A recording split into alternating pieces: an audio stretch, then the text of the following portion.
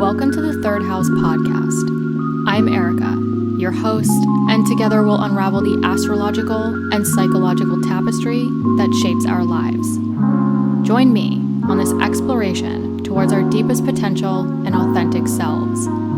I can't wait to connect on our journey of self-discovery, so let's dive in.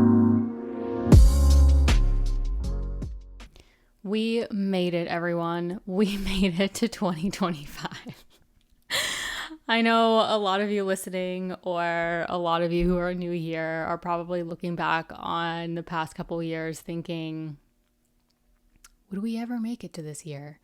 Well, we're here. And I think 2025 for many of us is going to be a very memorable year. So again, this is not conclusive. This doesn't take into account your natal placements, how that is changing things. So please refer to your natal birth chart. Again, if you want one-on-one with me, the link is in the description below for appointments. And this is also, I'm going to get into January 2025, obviously, but this is a good time to revisit the Mars retrograde podcast episode.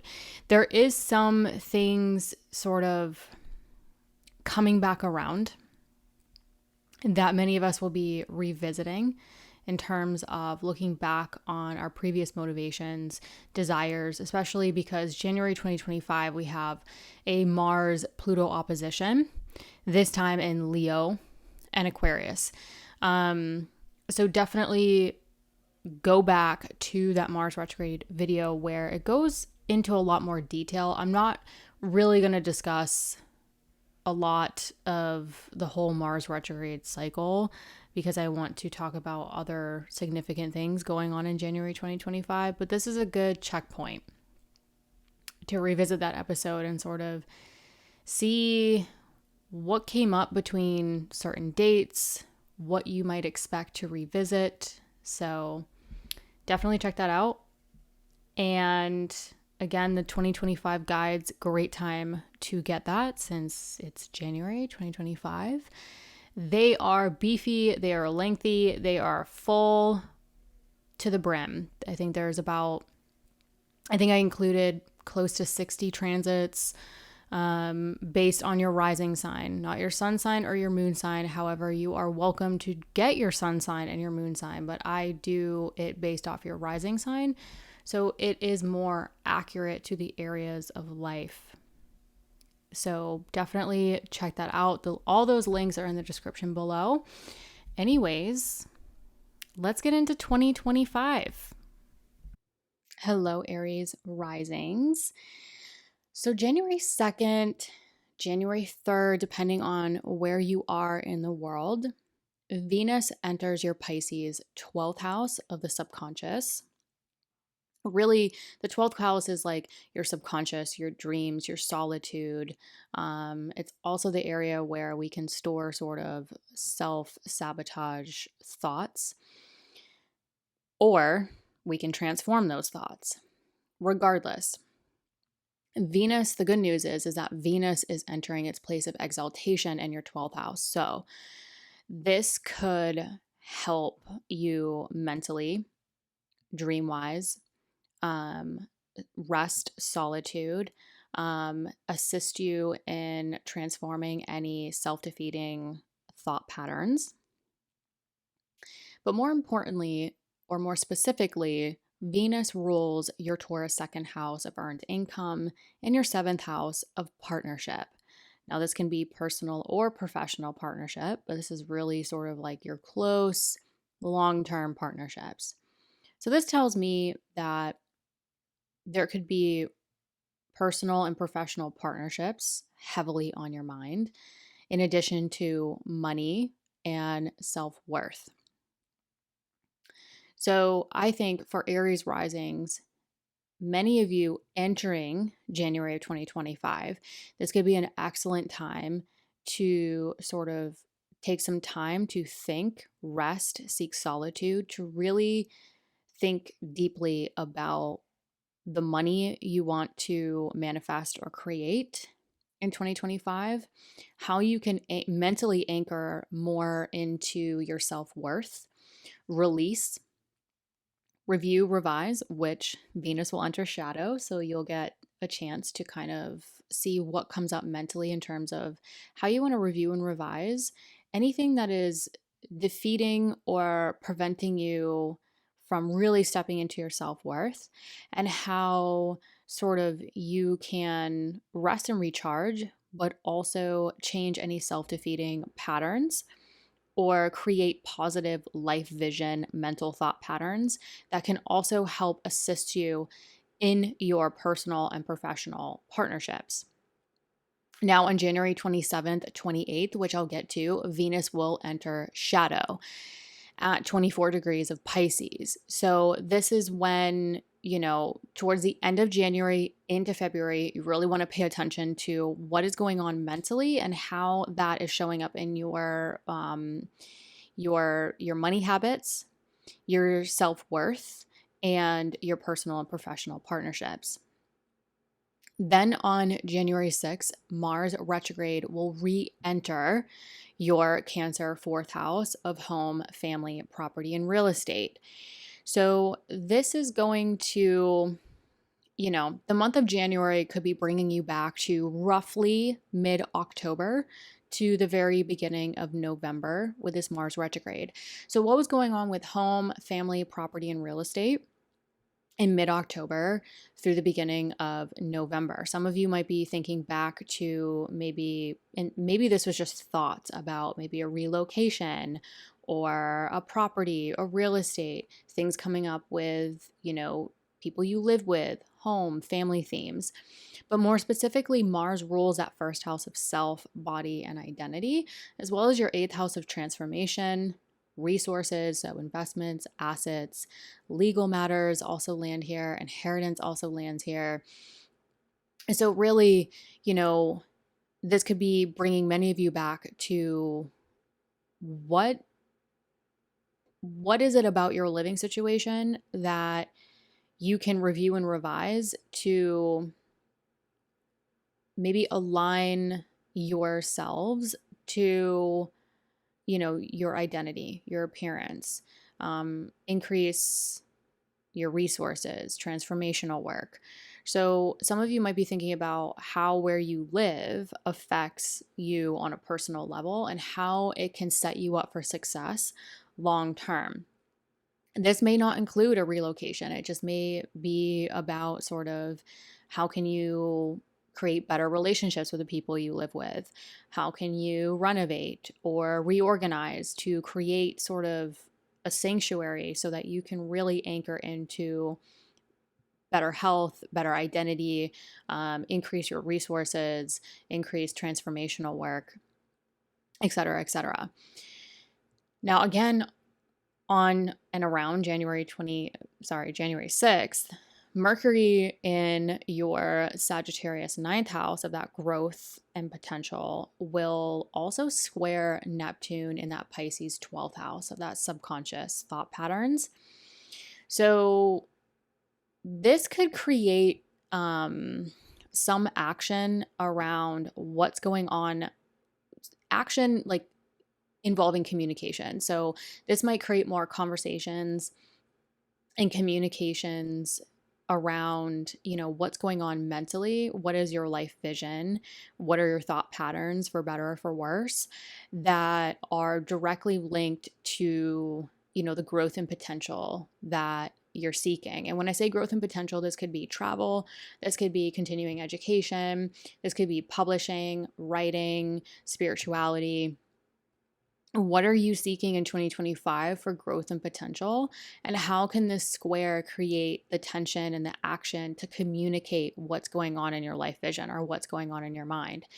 Now, what's interesting is while this is going on, that same Mars is applying to a trine with that Neptune. So that Mars that has just retrograde back into your 4th house of home, family, property, and real estate could be playing into sort of what's going on subconsciously, your thought patterns, your life vision, the growth and potential that you're really seeking. And that trine to Mars could be helping you sort of review and revise your motivations, your desires, your plan of actions around that home, family, property, real estate situation. Now, just keep in mind, this is a retrograde cycle. So it's still a revision around the motivations and desires that could create some action oriented conversations that will still up for revision and maybe sorted out when Mercury joins Neptune. So at this juncture, it's the square. It's sort of the closing square, which could create the tension, to create the conversation and the communication. And then when Mercury finally keeps going, it will join that Neptune and sort of fuse the energies together. But what's interesting is around that time, Mercury will sort of move forward and then do a retrograde cycle and then move forward around the nodes, which could help sort of align to the direction you want to take in 2025. And then it will finally, after that retrograde cycle, it will join that Neptune again, but this time in Aries on April 17th, 2025. So whatever's coming up, whatever you're revisiting, sort of, marinating in, communicating, life vision, growth, potential, whatever's coming up around January could significantly play out for many of you come April 2025, among many things after the eclipse season we are having in March. But we'll get to that in March. On January 11th, the North Node finally enters Pisces at 29 degrees. So again, this North Node and the South Node. So the North Node is entering that 12th house of the subconscious, the life vision, subconscious thought patterns. And the South Node will consequently enter your Virgo 6th house of health, work, and routine. So while the nodes are here, the eclipses start entering this area. This is sort of the mind-body axis. Like, how can you establish and anchor yourself in healthy routines, create better health, better work. That is also going to help balance out sort of your mental thought patterns, your life vision, right? In order to achieve our life vision, the majority of the time we have to have, solid routines, solid health in order to get up and achieve it. So sort of creating that balance. But the North Node entering Pisces for many of you, again, not all of you, it depends on your personal placements, but you could also think back to what was going on in 2016. So I believe in 2016, the South Node was with Neptune in that 12th house. Now with the North Node entering Pisces, that North Node is applying to Neptune here. So it's sort of like the nodes have done a full cycle around your chart. So many of you might be thinking back to what was really going on in 2016. You might have to pause, think, sort of write some stuff down and see how that cycle is maybe bringing you back to certain things or culminating certain things, but in a much different way this time. Then January 12th through January 13th, again, it depends on where you are in the world, what time zone. The sun in your Capricorn 10th house of career, business, and public recognition is going to trine Uranus in your Taurus 2nd house of earned income. I actually like this. This is in earth signs. Uranus and Earth can be a little earthquake energy, can be a little destabilizing. However, this is a trine configuration. So this creates more ease, more flow, and like I say, for better or for worse, things are moving, things are happening. The sun rules your 5th house of creativity, self-expression. So I think especially if, you're in your career, you're doing projects, you're doing anything where you want to sort of shine, create more creativity, self-expression, that trine configuration to Uranus could create sudden income, sudden success. So I think as you go through January, look out for ideas, creative projects, creative, whatever it is in your career, what you want to do in business or public recognition, that could help sort of create the sudden income or the sudden self-worth um, between your money and your career. Now, the full moon in Cancer will also be between the 12th or the 13th, depending on where you are. So, this full moon in Cancer is actually highlighting and really culminating that fourth house of home, family, property, and real estate. So, again, Mars is a retrograde here. Mars ruling sort of your long-term money management, your resources, your transformational work, as well as you. It is your personal planet. And that Mars retrograde will be hanging out by this full moon. So this full moon is really culminating and illuminating your ruling planet Mars here. However, it's retrograde. So this could be it's interesting because it's like something's going on financially, something's going on with career that could be tied to sort of your creativity, your self-expression. The fifth house is also children. So if you like work with children, teach, anything like that, look out for ideas or like sudden ways to create more success, more self-worth, more money for many of you. But while this is going on, it's sort of like some of you might get some insight around the people you live with, family, property, real estate situation. Something's sort of culminating or illuminating around this time. Some of you there's a couple dates to kind of ponder about this. Again, it depends on your personal chart, but so I would think back to what was Mars kicking up at the end of October. Mars is sort of revisiting the degrees that it was at the end of October, now in between January 12th, January 13th ish. So you could think back to the end of October, what was going on with resources, money, your body, your identity, your appearance, that was playing out with home, people you live with, family, property, real estate. You could gain new insight that could sort of illuminate something or play into that plan of action, your motivations, your desires around those themes. But you could also think back to the new moon that happened here on July 5th, 2024.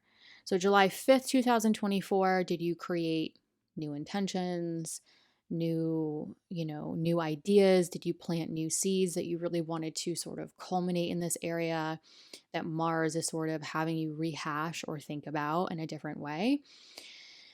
Or think about the end of October, what was coming up again with home, family, people you live with, property, real estate situations that this full moon could really culminate or, illuminate things maybe you couldn't see or play into that plan of action. Then on January 27th, Mercury enters Aquarius. Now, keep in mind, Pluto is here for good, at least for the next roughly 20 years. So January 27th, when Mercury enters Aquarius, it's basically immediately starting to apply to a conjunction with Pluto and Aquarius. So Mercury entering your Aquarius 11th house, friends, groups, communities, long-term goals, really the place of hopes and dreams. Now, Mercury rules that third house of communication, and it also rules your sixth house of daily work, health, and routines. So what is coming up with sort of your goals, who you surround yourself with, your communities, expanding your social network, any of those themes? That could be playing into communication, exchanging information, as well as work and creating routines. But because Pluto is playing into this, it's sort of like, where are you looking to transform information, communication, health, routines to assist you in communicating and assisting in that transformation around aligning to where you want to go in life, who you want to surround yourself with, and for some of you, expanding your social network. I think especially if you're an Aries rising working in like marketing, public relations, creative pursuits, this could definitely be a time where you could be communicating more, maybe doing short distance travel, exchanging information. That could be playing into the business, the commerce, the communication that could help initiate that transformation to sort of the goals, the social network, communities, etc. Now, again, January 27th, Venus enters shadow. 27th, 28th, again, depending on where you are, in that Pisces 12th house of your life vision, your subconscious thought patterns, solitude. And then it will still be in shadow when it enters your Aries first house of self, body, identity. So definitely pay attention, the end of January as you go into February around sort of what you really love and value about yourself, where you can anchor into, your life vision, your self-worth. How can you create the solid bridge between the those thought patterns that create the tangible results on who you want to be, how you want to show up in the world, the money that you want to make, the partnerships that you want to form, and most importantly, really anchoring into your self-worth to establish that and grow those areas. And then on January 29th, we have a new moon in that Aquarius 11th house. Again, hopes, dreams, goals, friends, groups, communities. So, a beautiful time to sort of contemplate throughout the month all of these things. And you get to January 29th and you get to create new chapters and plant new seeds around your hopes, your dreams, your goals, who you want to surround yourself with, how you want to expand your social network over roughly the next 5 or 6 months, where you'll get that culminating full moon in this area on August 9th, 2025. Hello, Taurus risings. So Taurus risings really get to start off January, particularly January 2nd, January 3rd, depending on where you are in the world, where your ruling planet, Venus, right? Venus rules you, your body, your appearance, your identity. It rules your first house. So Venus enters its place of exaltation in your Pisces 11th house of friends, groups, communities, and long-term goals. So this one's interesting. I mean, Venus will enter shadow at the end of January, which I will get to, sort of building those contextual clues as to what you're going to review and revise, going into really, February eclipse season, all of that. But with Venus entering its place of exaltation in your 11th house, a lot of you could start to feel a bit better around your long-term goals, your social network, your hopes, your dreams, your friends, your groups, your communities, all that stuff. But more specifically, like I said, Venus rules your Taurus first house of self, body, appearance, and identity. And it also rules your Libra sixth house of daily work, health, and routines. So you might have a bit more better feelings. Some of you maybe even like more resources around how you want to show up in the world, your work, your health, your routines, and how that might start to feel a bit better. Or you might start to feel a bit more resourced around those themes and how they play into, your long-term goals and who you surround yourself with. Again, Venus will enter shadow, so you'll have time to sort of review and revise how you really want to amp up your identity, how you show up in the world, your work, your health, and your routines to really align yourselves to your long-term goals, especially with the North Node, that point of increase, entering that 11th house area of, long-term goals, hopes, dreams, social network, starting in January 2025. Well, and I'll get to that in a minute. But just start to think about, we always talk about New Year's resolutions, which is great, but I think for Taurus risings, going into January 2025 could be an excellent time to start thinking about like how you really want to show up in the world. What do you want to be known for?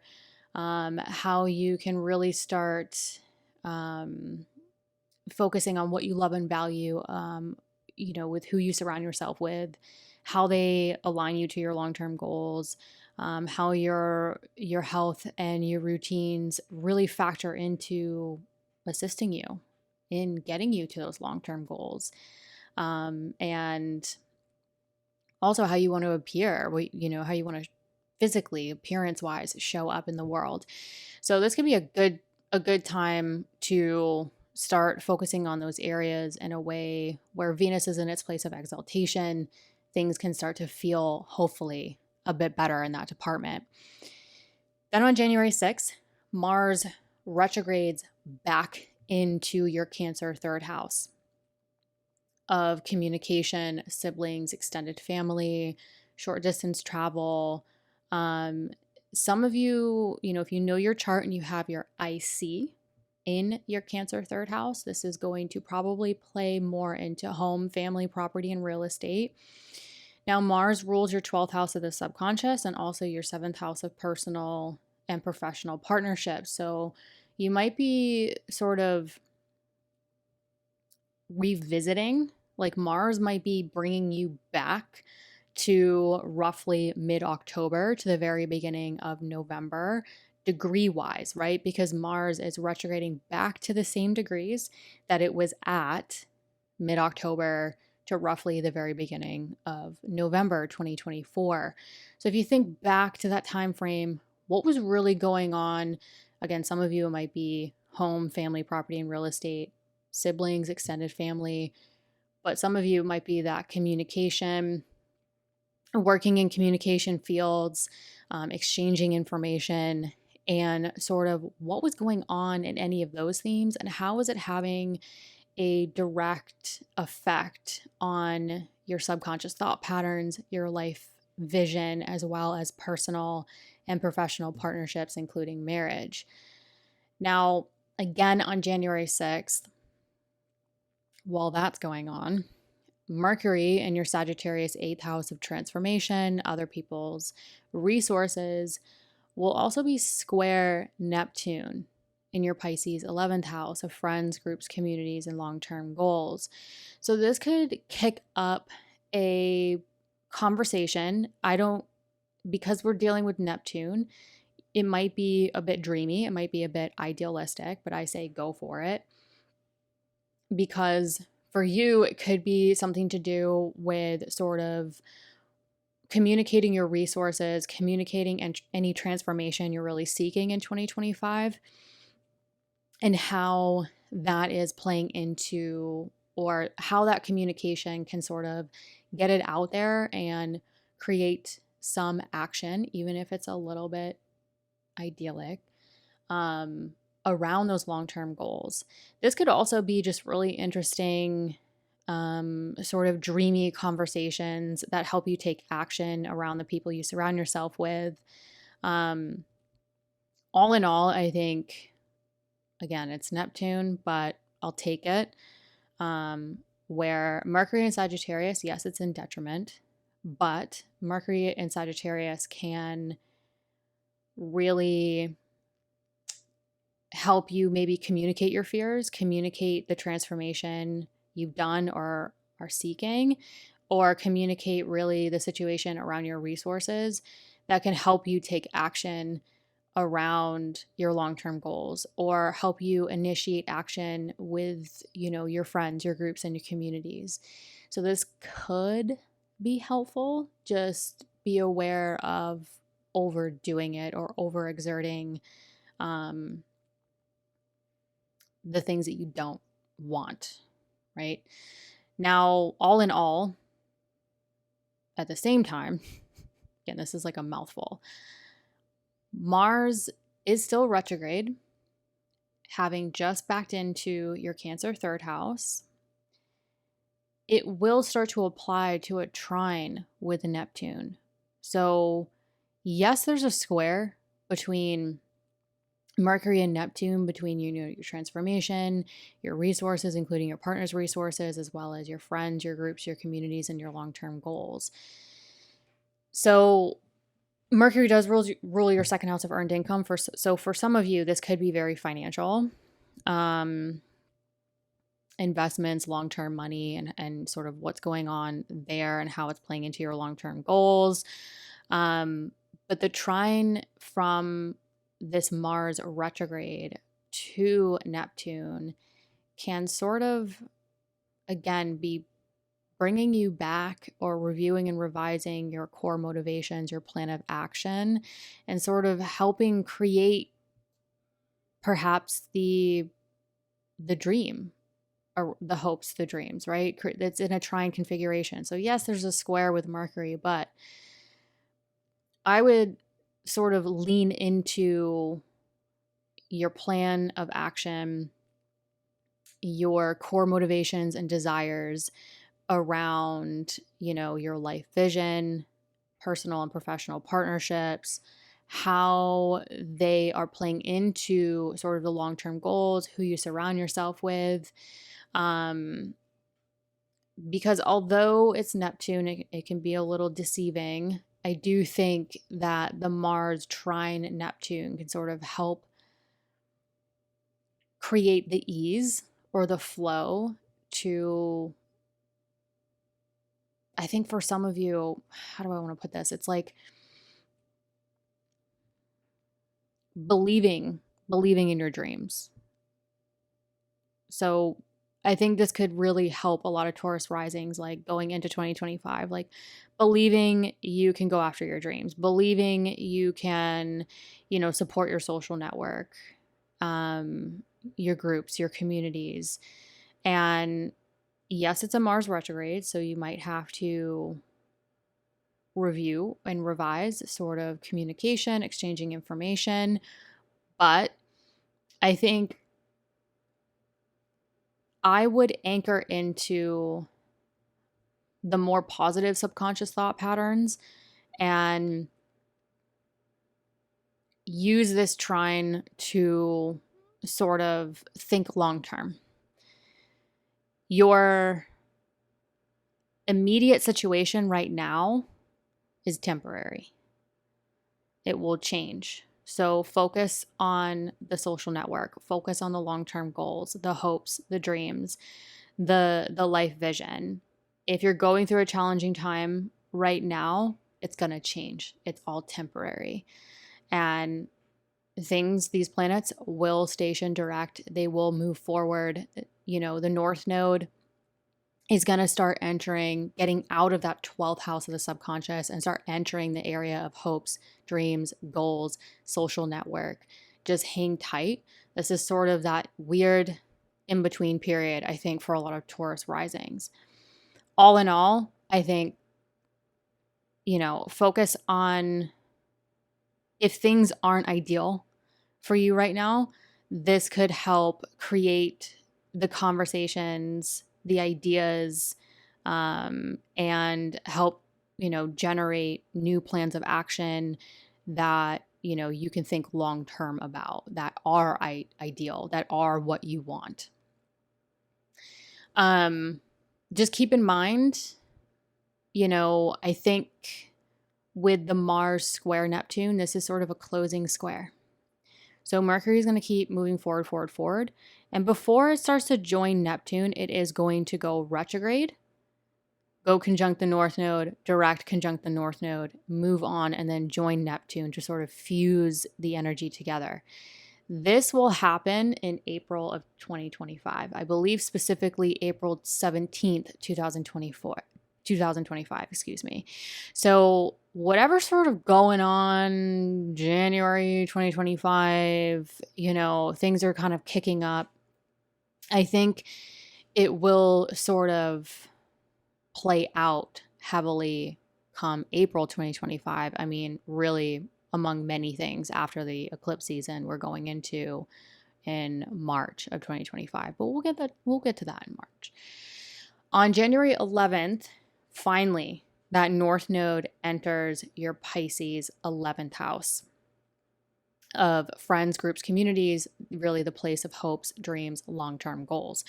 So finally, the nodes are out of the mind body axis, as I like to call it. And it's really that point of increase is moving towards, a more social house. And especially if you have your midheaven in Pisces, this is going to really start to play out with career and public recognition. However, I think really most Taurus risings going into especially the first half of 2025 with the ruler of your 9th and 10th house. Many of you have your midheaven in your Capricorn 9th, Aquarius 10th. Saturn's going to go conjunct the North Node in the 11th house of friends, groups, communities, and long-term goals. So I think a lot of you are going to start to see the trickling in of, aspirations, goals, career start to increase after maybe some challenge or some difficulty around sort of, your mental health, your subconscious thought patterns, and that South Node in the 6th house of work, health, and routine sort of draining out or, keeping you in holding patterns there, depending on your natal placements.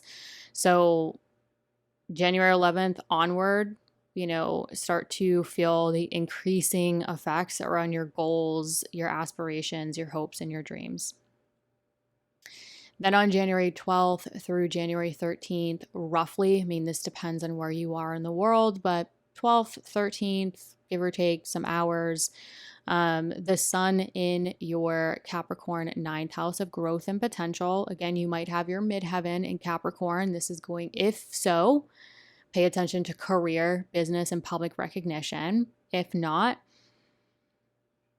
pay attention to growth and potential, continuing education, publishing, travel, spirituality. So the sun in this Capricorn area will trine Uranus in your Taurus 1st house of self, body, appearance, and identity. So whatever is being illuminated for some of you around career, for many of you around growth potential. So publishing, if you're a writer, spirituality, continuing education, travel, it's whatever's being illuminated, or for some of you, like having literally like more light, more vitality. It's going to trine Uranus in your 1st house, which is nothing new. It's been there for a while. But it can help create the change that you personally want to see within yourself. So see what's being illuminated, again, for some of you around career, but sort of, what's gaining more light in terms of growth and potential in your life that's helping you create the change that you want to make with body, appearance, identity, and how you want to be seen in the world. This is a trine configuration. So for many of you, expect ease or just like a natural sort of happening. So that could be sort of welcomed for many of you.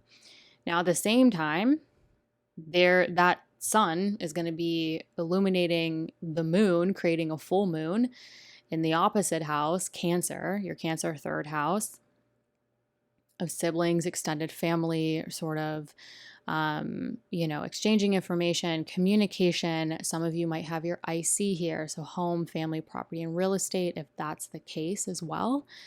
So the full moon is really illuminating the area of communication, relationships with siblings, extended family. Really, I think, especially if you work in communication fields, I would pay attention to the full moon here, because the Mars retrograde that just re-entered this area is going to be hanging out with this full moon. So this full moon is going to be blasting this Mars retrograde with lots of light. So something could be illuminated or culminated or coming to a close regarding a home, family, property, or real estate situation. But this could also be sort of illuminating something around communication, exchanging information, short distance travel, that could be illuminating something or culminating something around, something, maybe something's been weighing on you mentally, subconscious thought patterns, as well as something that's been playing out in personal or professional partnerships that could just be sort of illuminated or come to light or culminating, hopefully closing out if it's been sort of the struggle bus for some of you. So I'm hoping that this sort of is that Mars retrograde moment where we can all take a deep breath and sort of see what we need to see and sort of see literally the light at the end of the tunnel in terms of this transit. Either way, think back to, let's see, the end of October. You could think back to the end of October because this is where Mars will be revisiting the same degrees that it was at the end of October 2024. But some of you also might think back to the new moon in Cancer, which was on July 5th, 2024. So either date or both dates, you could think of sort of what was really kicking off, seeds being planted July 2024, that's finally sort of culminating and coming to a close, or the end of October of 2024 that is being culminated or coming to a close or providing necessary insight to this Mars retrograde that will eventually go direct and create better desires, motivations, and plans of actions with personal, professional partnerships, as well as sort of life vision for many Taurus risings. Then on January 27th, Mercury enters your Aquarius 10th house of career and public recognition. Now, keep in mind, Pluto's been sitting here for some time. So Mercury entering Aquarius is going to immediately start to apply to a conjunction with Pluto here. Now, Mercury rules your second house of earned income, as well as your fifth house of creativity, self-expression, children, especially if you work with children, you do any type of work with children, pay attention here.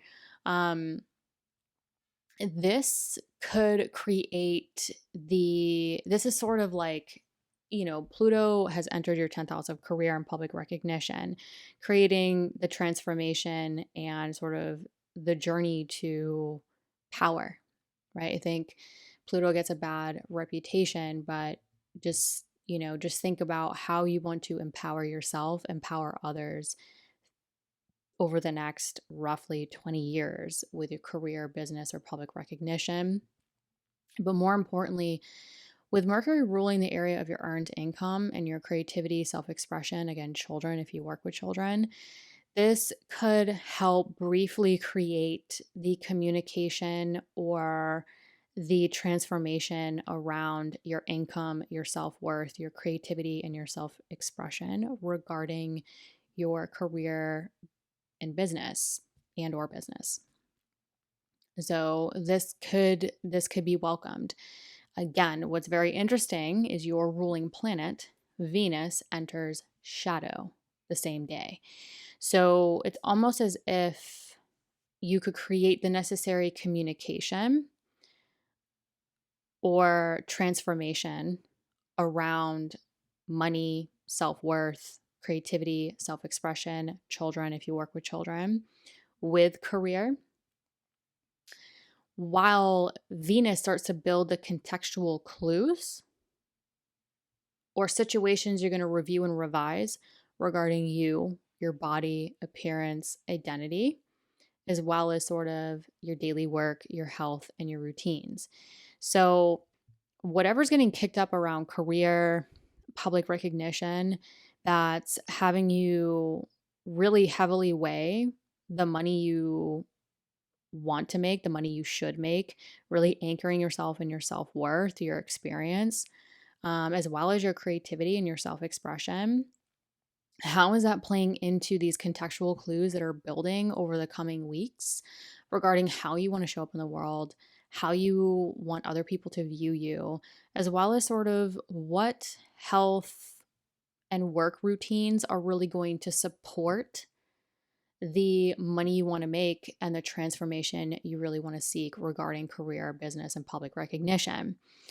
And lastly, we're really ending the month, January 29th, with this beautiful new moon in Aquarius, where I am hoping many of you, many Taurus risings, can really step into a new chapter, planting new seeds with this new moon landing in your 10th house of career, business, and public recognition. That can ultimately play out really over the next 5 or 6 months, where eventually you can have this full culmination, this full moon landing in your Aquarius 10th house on August 9th, 2025. Hello, Gemini risings.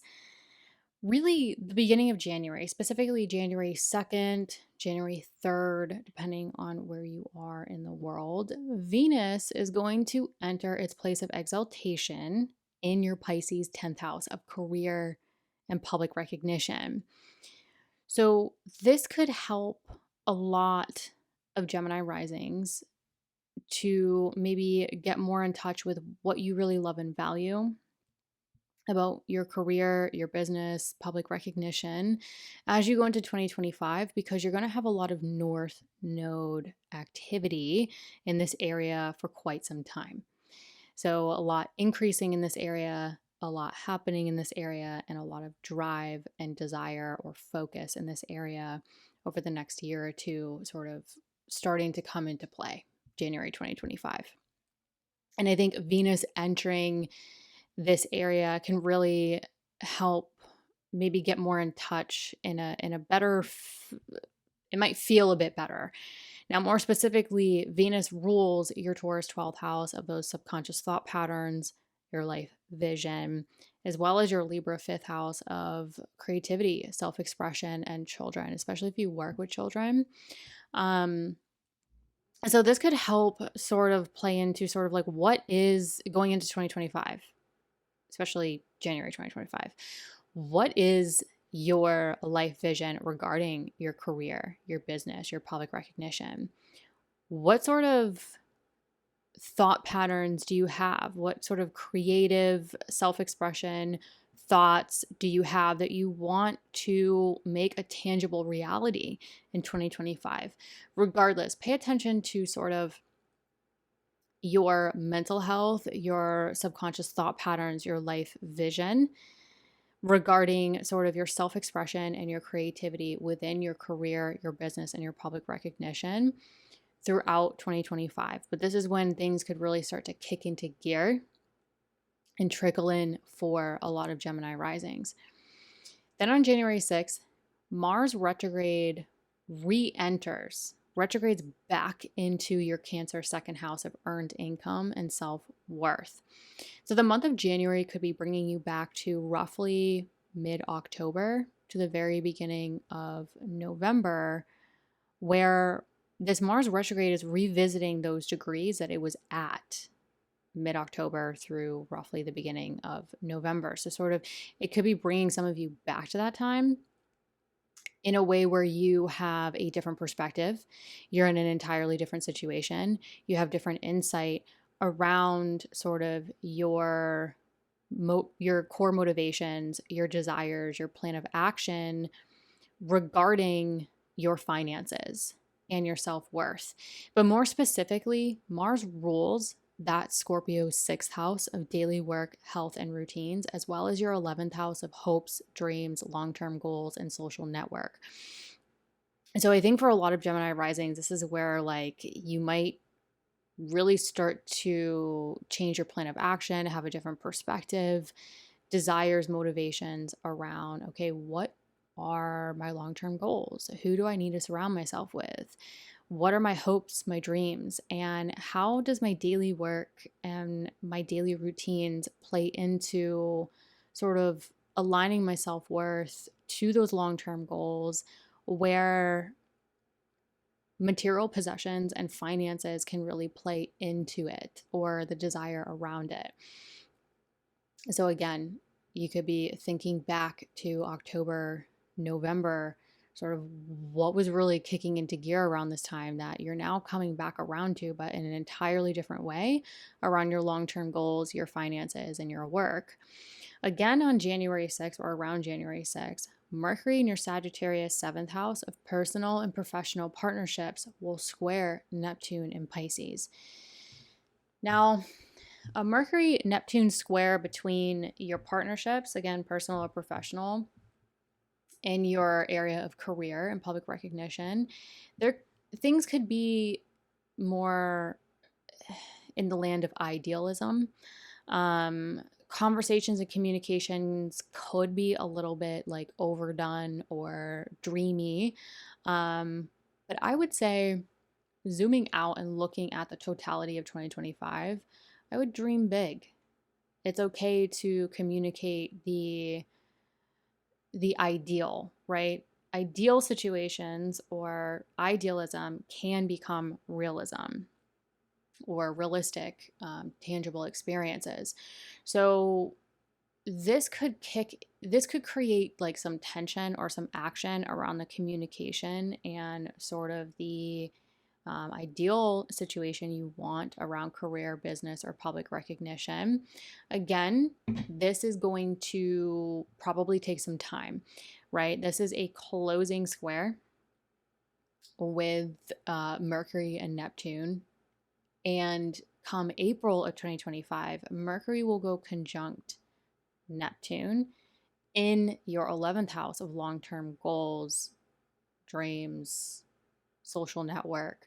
So whatever's coming up in January around personal and professional partnerships, career, communications that might seem flighty, dreamy, ideal, or idealism, so to speak, could really play out April of 2025 among many other things. We have the eclipses, we have a lot of North Node movement and activity happening in your 10th house of career and public recognition. But this could be a great time to sort of work on communicating what you really want, even if it feels a bit scary or not realistic. You could initiate or start to create sort of that manifestation moment that could play out in 2025 and 2026 regarding the career, the business, and the public recognition, where right now it might seem not possible, but where you are right now is temporary. It can change. A lot can happen. And I think in 2025, things are going to really start to increase in the area of career, business, and public recognition. So hold tight there. And this Mars retrograde that just backed into or re-entered your second house of earned income and self-worth will actually start to trine that Neptune that Mercury is squaring. So regarding sort of the finances, the self-worth, and sort of how things have changed, where things continue to change, review, and revise regarding finances and self-worth, could help create sort of natural ease and flow into sort of believing the ideal situation regarding career and public recognition that I think will really start to play out and, come into full force over the coming months. Now, January 11th, the North Node actually finally enters your Pisces 10th house of career and public recognition. So if you have your midheaven at the last couple degrees of your Pisces 10th house of career and public recognition, you really, really want to pay attention to this. This is where things could really start to increase around career, business, and public recognition. But regardless, if you're a Gemini rising, your Pisces 10th house is career and public recognition. And that North Node, which is that point of increase, some might think it's like, what you really crave, what you really desire, what you really want to go after, what's sort of out of your comfort zone. pulling you towards more, themes of career, business, and public recognition.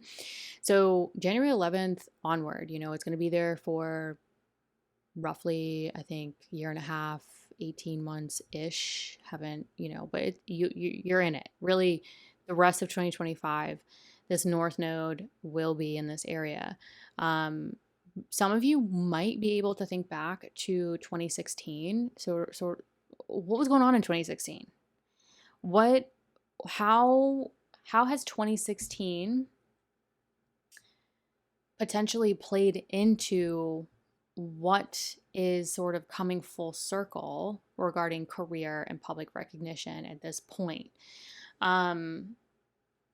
So this, some of you, it may not resonate. Again, it depends on your personal placements, but some of you might be sort of finishing a full cycle with the nodes and, the career, the public recognition. So January 12th through January 13th, give or take some hours, depending on where, you are time zone wise, the sun in your Capricorn 8th house of transformation and other people's resources, including sort of, your investments, your assets, your long-term money, financial house, or transformational work, is being illuminated by this sun that will trine Uranus in your Taurus 12th house. So you have this trine going on between the 8th and the 12th. What is being illuminated around your resources, your long-term money management, any transformational work that is having some sudden change to your mental state, sudden change to your life vision, sudden change to your subconscious thought patterns. Some of you who are, if, if you're, if you get sort of really interesting dreams or prophetic dreams, I would definitely pay attention to this transit between the 8th and the 12th. You might gain some insight around your subconscious thought patterns. Do you have any fears that are playing into defeating thought patterns that could be preventing you from you know, what you actually want to create in your life? Specifically, career, public recognition. But either way, I would definitely pay attention to sort of what is being illuminated with, I think for some of you, it might be more financial because Mars just backed into the other financial area of your chart. So, yeah, I think this could definitely be, for many of you, a financial situation, a resources situation that is suddenly changing maybe what's possible, with life vision, or sort of creating more sudden ease to your subconscious thought patterns. So there's also going to be this full moon, between January 12th, January 13th, roughly, this full moon in Cancer, in, really illuminating, culminating this second house of earned income, self-worth, material possessions, is going to be shedding light on that Mars retrograde. So this Mars retrograde is going to be blasted with light from this full moon here, where there could be some sudden insight or something culminating that is allowing you to see sort of your social network, your long-term goals. It could be playing into sort of that plan of action, your motivations and desires around financial goals, long-term goals that could suddenly sort of be, you could see it now, or, have another moment of sudden insight that changes things in that area. Regardless, I think this looks like a lot of light and illumination around your financial houses, and it sort of having some positive aspects to your subconscious thought patterns, your life vision, the more hidden aspects of yourself. So I would say, again, like zooming out even more, I would, believe in your career goals, believe in your business, your public recognition. It might feel a little bit, unattainable or not realistic going into January 2025 for some of you. But I would hold tight. I would believe in it. I think, things are going to start to change a lot for Gemini risings because you're coming out of these in 2025, you're coming out of the squares to your 10th house of career, your second house of earned income, your sixth house of work, and things are starting to move into like more trine configurations for those areas. So for some time, it's probably been a lot of Gemini risings, I feel like, have gone through a lot of change, a lot of struggle, or in between periods here. 2025 could be the year where things start to really create more ease and more flow and more sort of happening in those areas. At least I hope so. On January 27th, Mercury enters your Aquarius ninth house. Now, the ninth house I like to call growth and potential. So, continuing education, travel, spirituality, publishing, what else?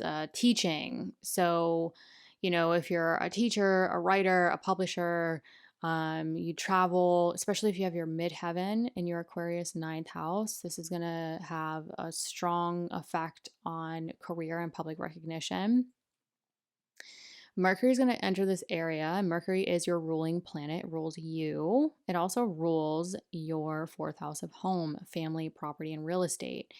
So this is sort of like you, home, family, property, and real estate playing into the growth and potential you're seeking or communicating to transform in your life.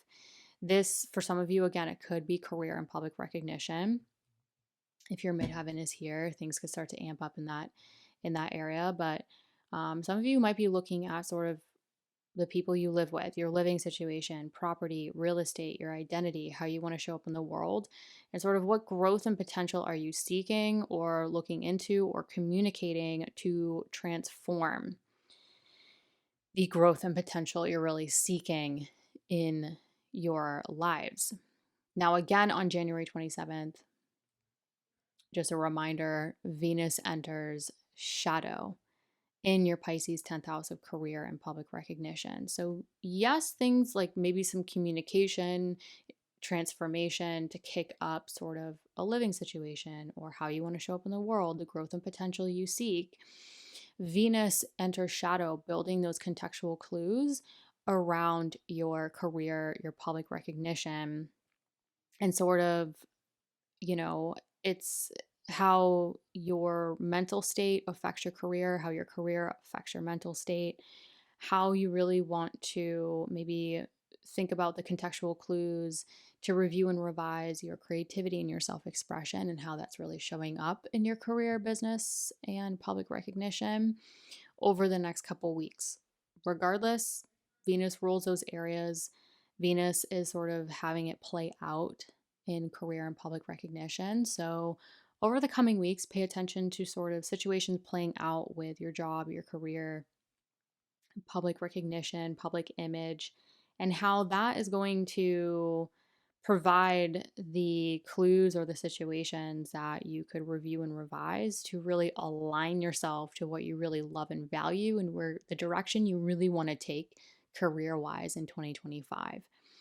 And lastly, on January 29th, there's a beautiful new moon in your Aquarius ninth house of growth and potential. Again, some of you, this might be career and public recognition as well.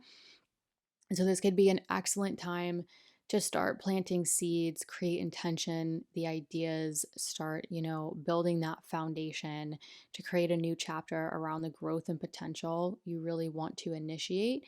That for many of you is going to help support and increase and amplify the career, the business, and the public recognition you're really wanting to move towards in 2025 and 2026. Hello, Cancer risings.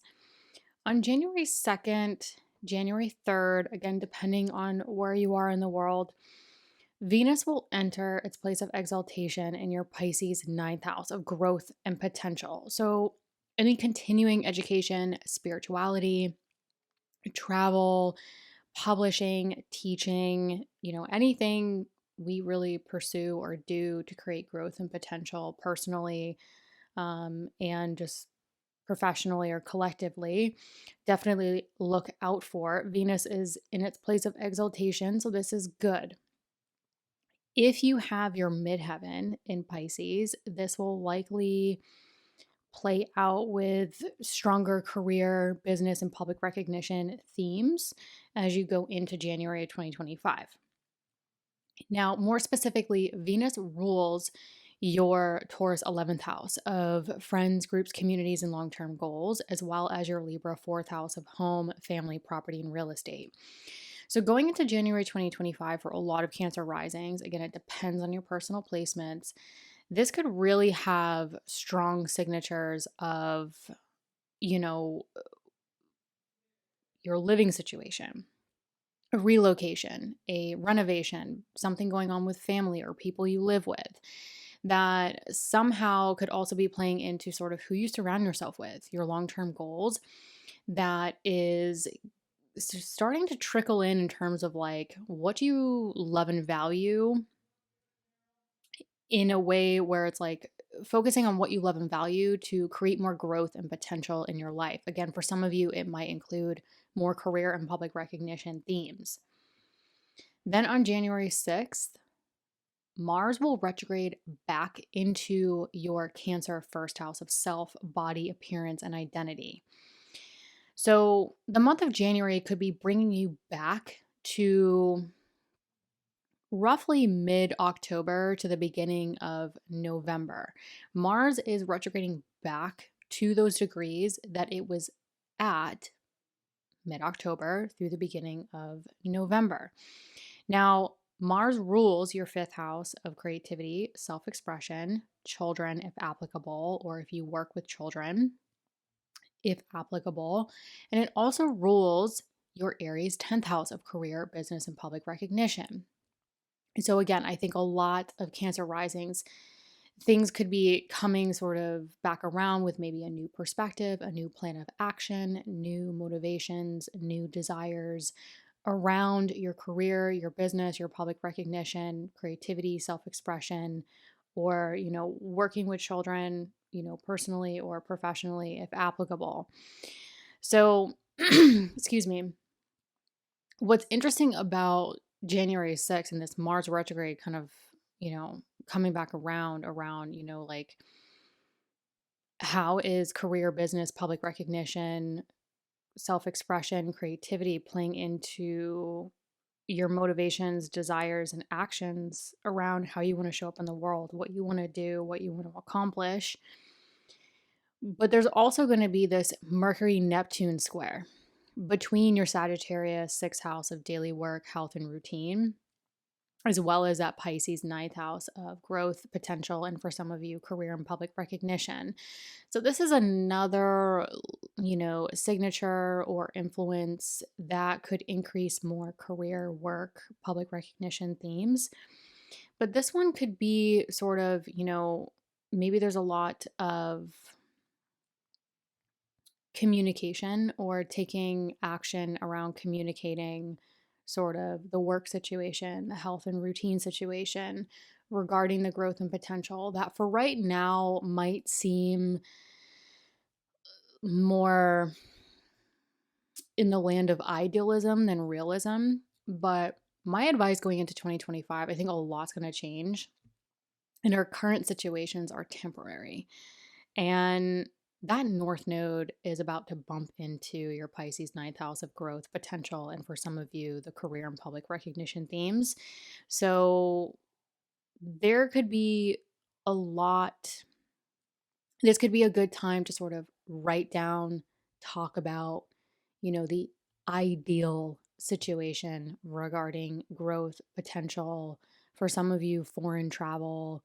Some of you, it might be a home, family, property, real estate situation that you're looking at regarding growth potential. And some of you, it might just be like quite literally looking into a relocation. All in all, I would write about or communicate, obviously in safe circles or in safe, open ways to sort of communicate your ideal situation that you want to unfold in 2025. What's interesting about this Mars retrograde backing into your first house of self, it will actually trine that Neptune. So again, Mars rules the career, public recognition, as well as the creativity and self expression. So, whatever is being communicated around maybe an ideal situation regarding your work environment, your health, your routines, your growth, your potential career for some, there is this like natural flow or potential action that might help or assist regarding, using your creativity, your self-expression, and also sort of the what you want to transpire regarding career and public recognition. This might take some time, however, because the Mercury Neptune square is this closing square. So come April 2025, Mercury will be closing that square and joining Neptune, sort of closing and starting a new cycle in your 10th house of career and public recognition.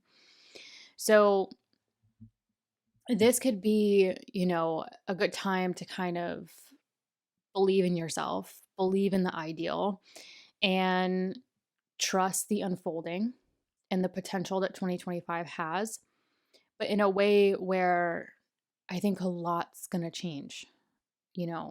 February, especially March, April, where these things are going to start to amplify, new cycles are going to come in. So just, hold tight, hold the ideal, hold the vision, and just trust the process, if you're in that space. But I think definitely going into January, children, personally, professionally, finding ways to incorporate more joy, more creativity, self-expression that supports, the identity you want versus the identity you want to kind of project out into the world, and how that plays into growth potential and career could be great themes to really hold tight and focus on. Then on January 11th, that North Node actually enters your Pisces ninth house of growth and potential. So some of you might start to really see increasing themes around publishing, travel, spirituality, continuing education, teaching. If your midheaven is in Pisces, this could heavily increase career, business, and public recognition themes. So this North Node is at point of increase. You could think back to 2016. Again, it depends on your natal placements, but for some of you, you might be able to look back at 2016 and see how you've come full circle, how things are sort of culminating, coming full circle in this area of your chart and thus your life. That cycle may not be applicable depending on your personal placements, but it's just something to think about if, you look back on 2016 and you're like, wow, that's when I started this and now it's kind of coming full circle, or, I'm moving into an entirely different direction regarding my growth and potential. So, regardless, that North Node is going to increase those ninth house growth and potential themes.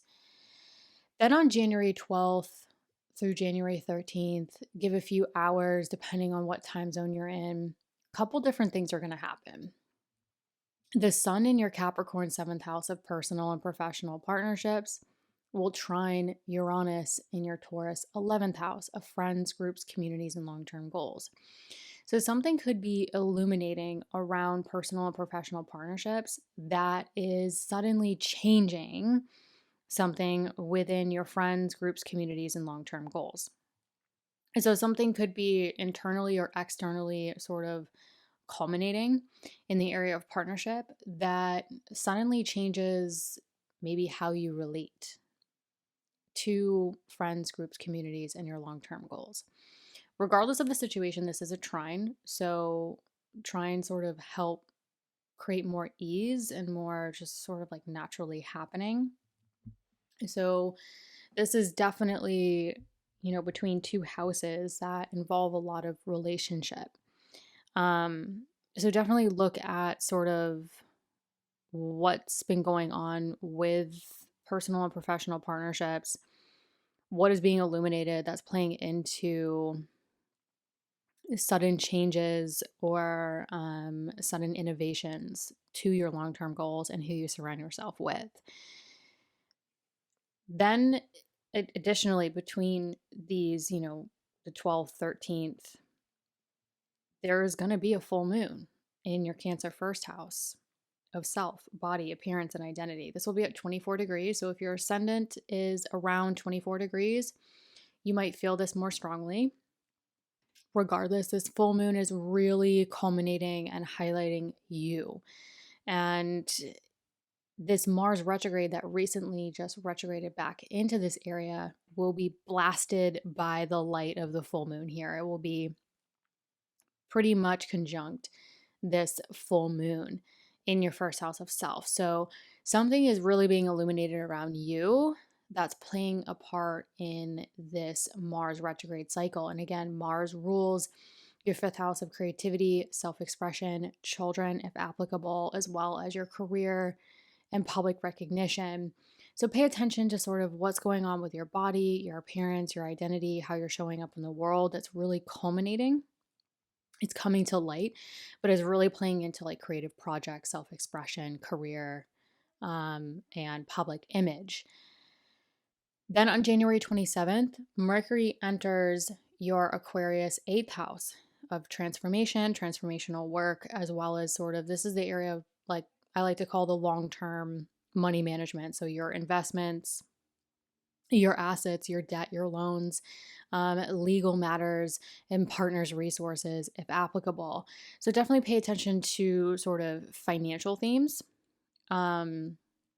particularly because Mercury rules your 12th house of the subconscious and your third house of communication. There could be some sort of like subconscious, if it's not, it could be transformational work where you are communicating subconscious thought patterns, exchanging information around sort of your life vision, where you want to invest to create that life vision, for transformational work. Or it could be more like financial or legal, if that's applicable to you, where there's communication involving these areas and exchanging information that could have a direct effect on sort of like your mental thought patterns and, your life vision and where you really want to create more resources or invest your resources. Again, January 27th, you have to remember that Venus is going to enter shadow.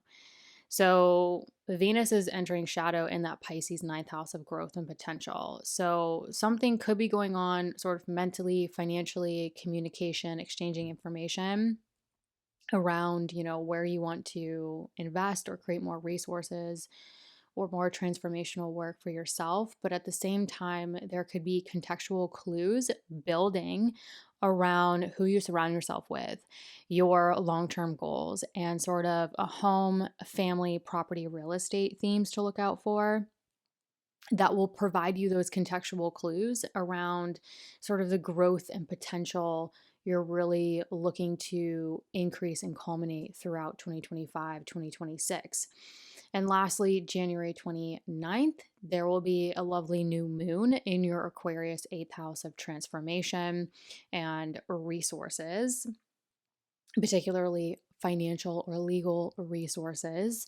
So this new moon could be a great time to set intentions, plant new seeds around sort of the resources you want to create or the resources you want to invest, as well as the transformational work that could have a direct effect on the transformation involving career, public recognition, growth, and potential in 2025.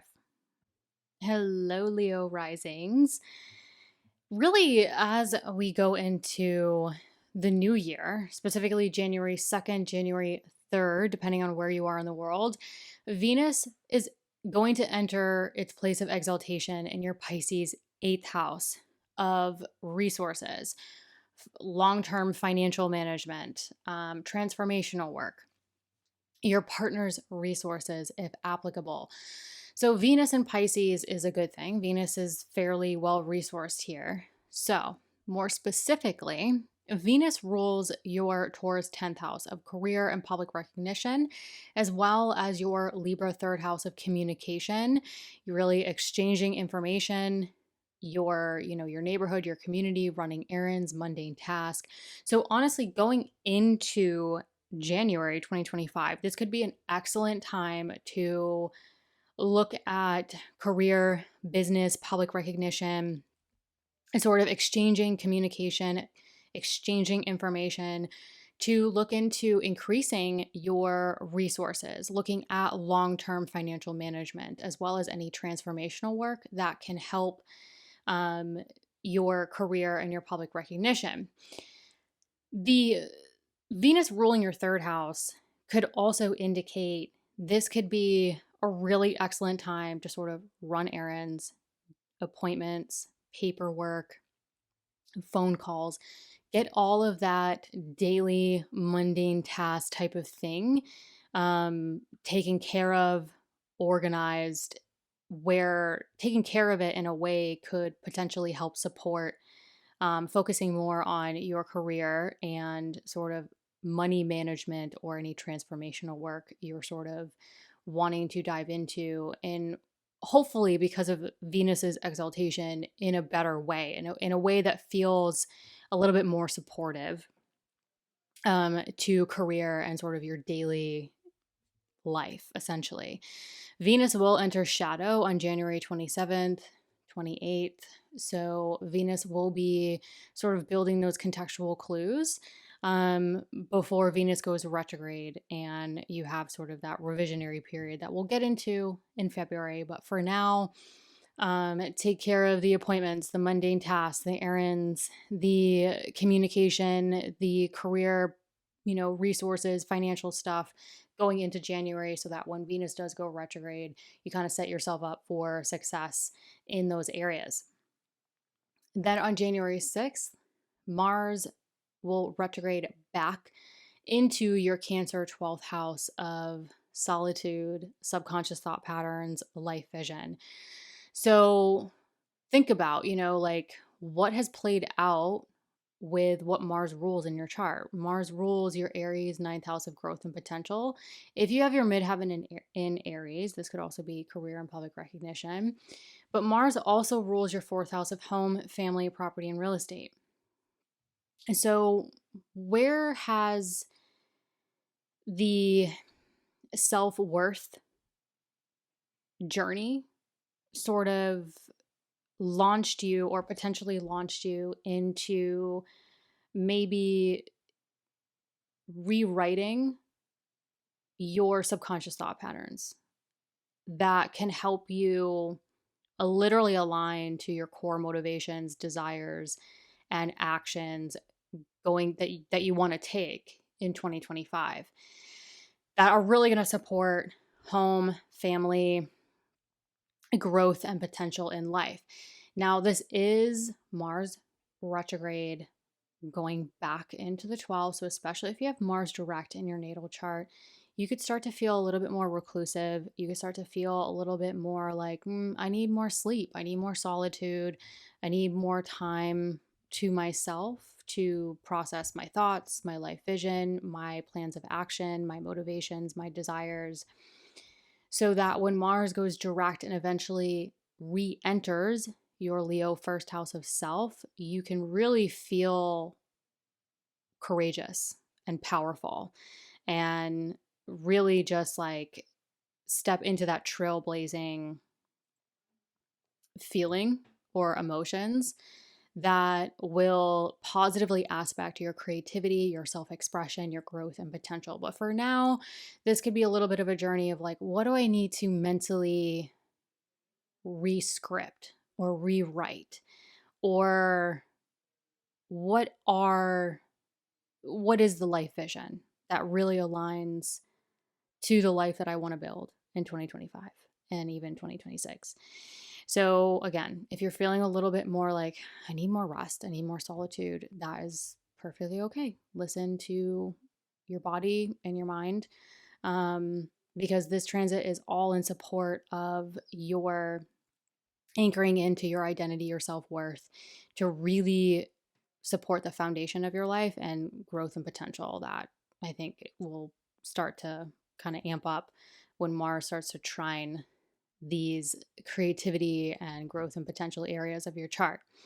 Now, additionally, on January 6th, while Mars is re entering that Cancer 12th house, Mercury will square Neptune. So, Mercury in your Sagittarius 5th house of creativity, self expression, children, if applicable, will square Neptune in your Pisces 8th house of transformational work, long term money management, resources, partners' resources, if applicable. This could be some communication that feels more like it's idealism instead of realism. This could be, but it is a square, and it is a closing square with Mercury and Neptune. So this isn't the first rodeo. This could be the tension or the potential action to communicate sort of how you want to invest in more joy, more pleasure in your life. It might feel, like I said, like unrealistic, but the North Node is about to move into this Pisces area and have a lot of activity going on, especially the first half of 2025 in this area of long term finances, partners' resources, if applicable, and transformational work.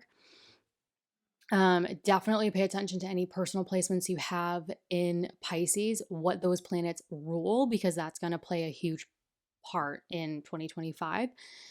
But generally speaking, Mercury rules your second house of earned income, as well as your 11th house of long term goals and social network. So, some of you might be communicating, having conversations about sort of your long term goals, the money you want to make, and where you want to invest to transform your life, transform your finances, transform your resources. That might feel, for some, because Neptune is involved, a little unrealistic. But I would say believe in yourself, believe in this, because we're entering, in the next couple months, are going to have some astrology that has never happened before.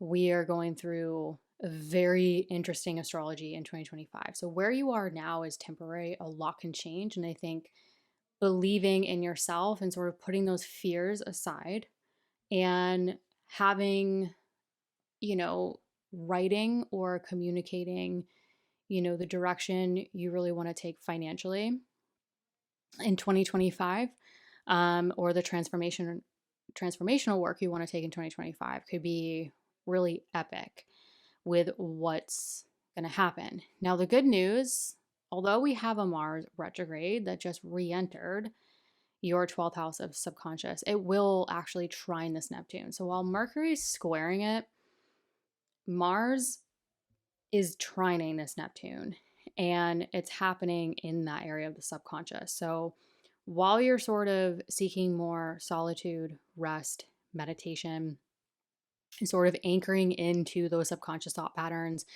that are going to align you to the life vision that you want to tangibly create, this trine to Neptune can sort of create more ease to create the transformation, or transform the fears, eighth house of fears, as well as any long term money management, investments, debt, loans, legal matters. But I think this could be a really good mental health transit, where you can really get to the bottom of, maybe why you are the way you are, or why you handle particular areas of life the way you do, and how to either keep it if it's working or transform it if it's not. Again, Mars is still retrograde. So, again, all of this, in my opinion, is really if you're finding it challenging, this is all in service to create maximum growth and potential and really strengthen the foundation of your chart and thus your life. So the home, family, property, real estate area, as well as like really blasting you off into really strong self-worth, strong presence, taking action around like what you need for your identity, your appearance, your body, how you want to show up in the world. So if you're finding it challenging going into January 2025, hang tight. Like I said, this is all temporary. This is all in service to get you to change certain aspects that are going to sort of like blast you off in the direction you want to take. But first, we got to make changes. We got to think about it, right? Then on January 11th, that North Node finally enters your Pisces 8th house of transformational work, investments, assets, debt, loans, partners' resources, other people's resources. So this North Node is going to start to increase this area. The North Node and the South Node are in financial houses. So the eclipses are going to happen here. So a lot of Leo risings, you could see a lot of, changes, taking actions, beginnings, culminations around like financial themes, your own earned income, where you invest that income, your partner's resources, transformational work, self-worth that plays into how you manage your finances. The good news with this is the nodes are going to start to positively configure your 10th house of career and public recognition, as well as your 6th house of daily work, health, and routines. It's been a rocky road for a lot of Leo risings in those areas. So the nodes and the eclipses, although it can create sudden beginnings, sudden endings, changes, culminations, etc., the North Node in the area of resources, long-term finances, transformational work is really going to sextile or create opportunity for your daily work, health, routines, as well as career and public recognition. And the South Node is going to start to trine. The South Node in the 2nd house of earned income will start to trine the 10th house of career and public recognition, and also trine that Capricorn 6th house of daily work, health, and routines. So sort of maybe helping certain Leo rising step into self-worth, really like health, vitality, to step into the career, the resources that you really want to build and take off in 2025. The, January 12th through January 13th, give or take a few hours, depending on where you are, what time zone you're in, the sun in your Capricorn 6th house of daily work, health, and routine will trine Uranus in Taurus. So if you have any placements at roughly around 23 degrees, particularly in Taurus or Virgo or even Capricorn, you definitely want to pay attention to this, because it will actually create more trines in your chart, and potentially a grand trine, which could create a lot of action. And that just sort of naturally happens. But the sun in your Capricorn 6th house is really illuminating sort of the daily work, the health, the vitality, the routines. Now, your ruling planet as a Leo rising is the sun. And the sun in Capricorn is actually quincunx your 1st house. So this, for some Leo risings, could be a little bit of an uncomfortable adjustment that will hopefully support the body appearance identity. It just might require a little bit of an adjustment, because the sun is actually averse to your 1st house in the 6th house of work, health, and routine. But the sun trine Uranus in your Taurus 10th house Basically, how I translate that is whatever changes or adjustments you're making to really step into vitality regarding, relationships with coworkers, health, and routines is going to create some sudden natural change to career and public recognition. Now, again, if you have any personal placements around 23 degrees, particularly in Virgo, Taurus, and Capricorn, this is going to also aid and support this trine as well. So definitely, again, if it's a little bit of an adjustment, it could really create the change and innovation to your career and public recognition that you're looking for. Additionally, between the 12th and the 13th, depending on where you are, there will also be a full moon in your Cancer 12th house of that subconscious, solitude, meditation, subconscious thought patterns. So, this full moon is really culminating these 12th house themes.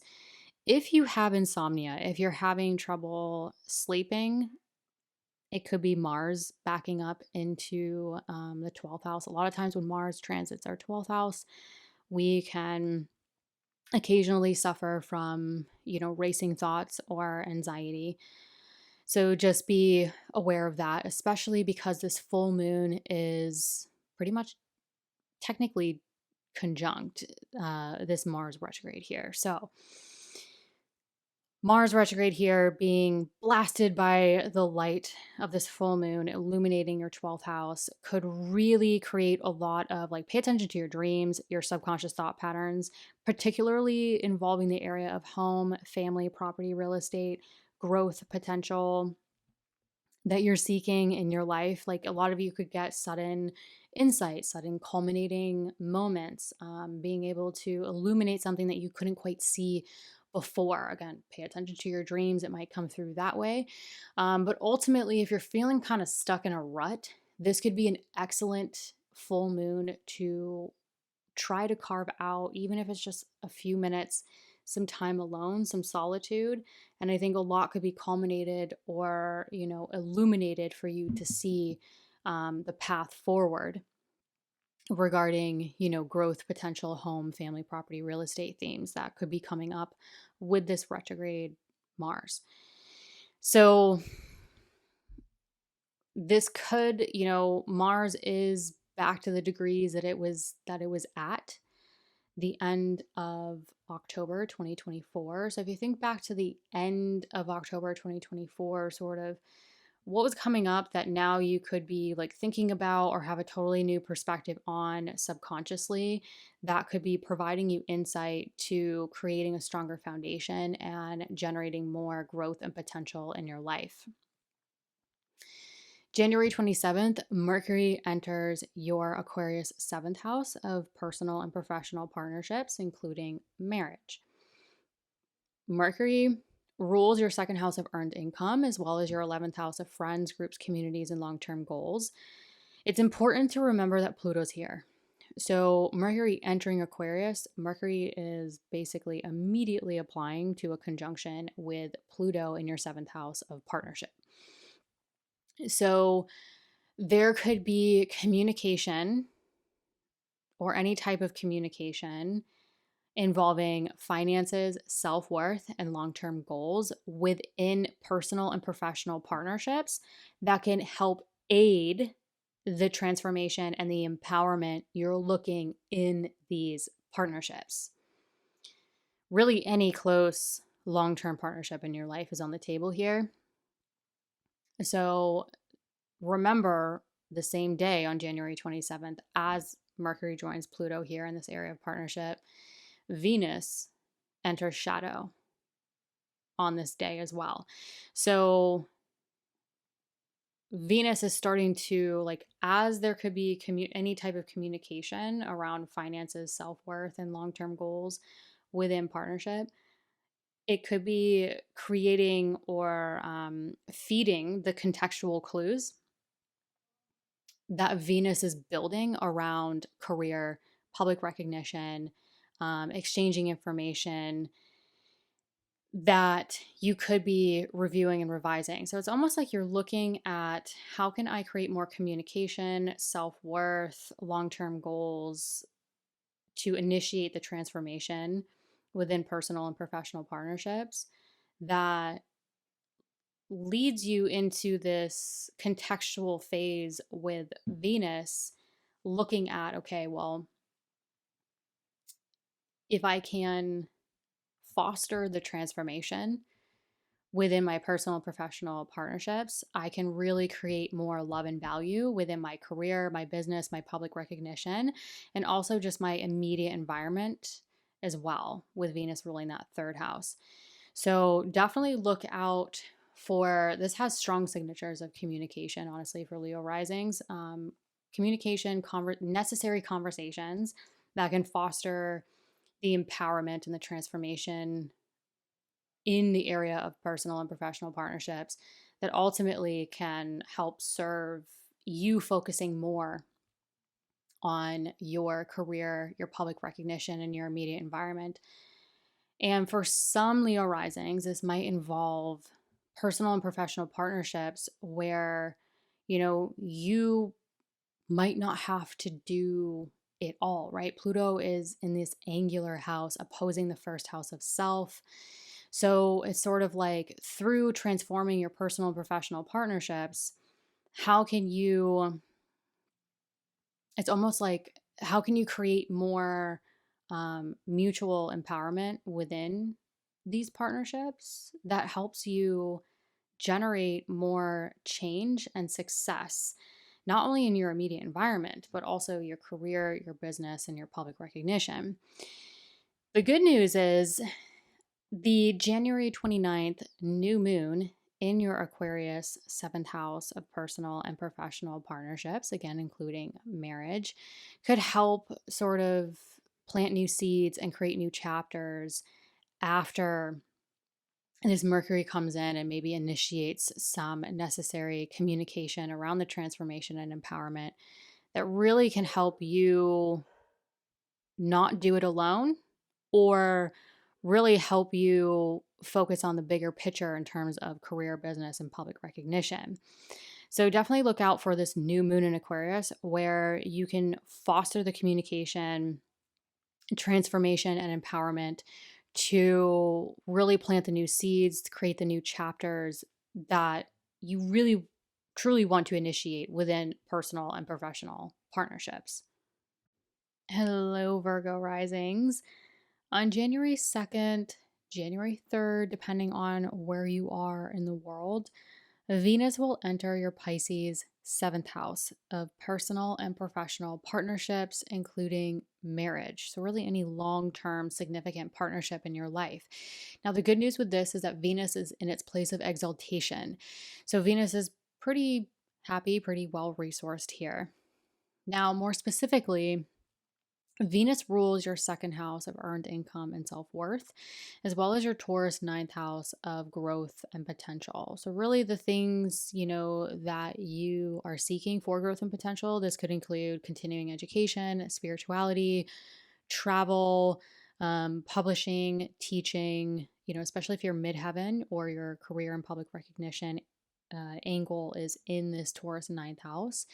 This could be really integrated or playing a part within your personal and professional partnerships. But like I said, Venus in its place of exaltation could be helping these partnerships regarding your finances, your self-worth, your growth and potential.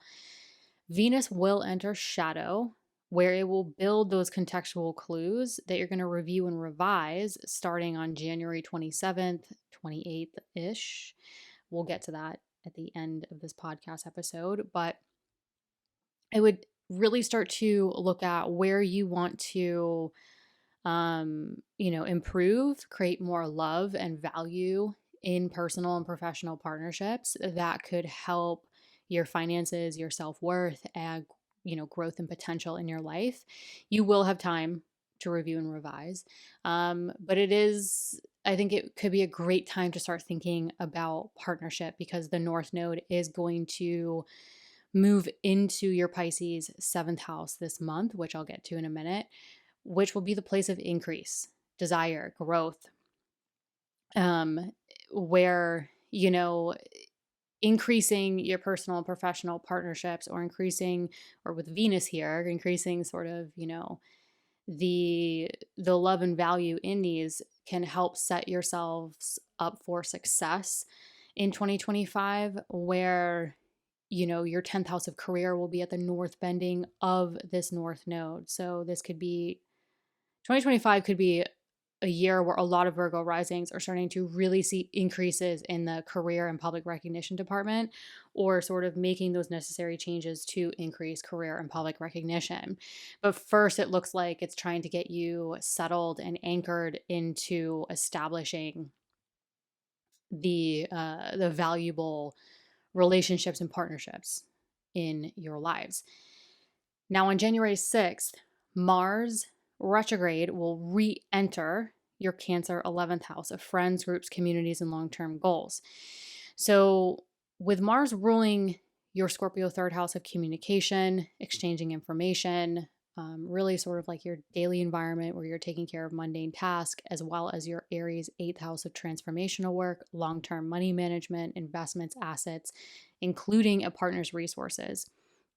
With Mars re-entering this Cancer 11th house, you could really gain new insights or have a different perspective around your long-term goals, who you need to surround yourself with. That's going to help your communication, but also help, your resources. Who are you communicating with or exchanging information with that can help not only expand or align yourselves to those long-term goals, but also gaining communication or exchanging information that could be valuable to increasing your resources, or transformational work that is really in service to formulating a plan of action towards your long-term goals for a lot of you in 2025. So you could think back to roughly mid-October to the very beginning of November, where this is where Mars by degree is revisiting. So it could be bringing you back to a new perspective or new insight, or editing that plan of action regarding the long-term goals in 2025 around finances, exchanging information, communication, especially if you work in communication fields.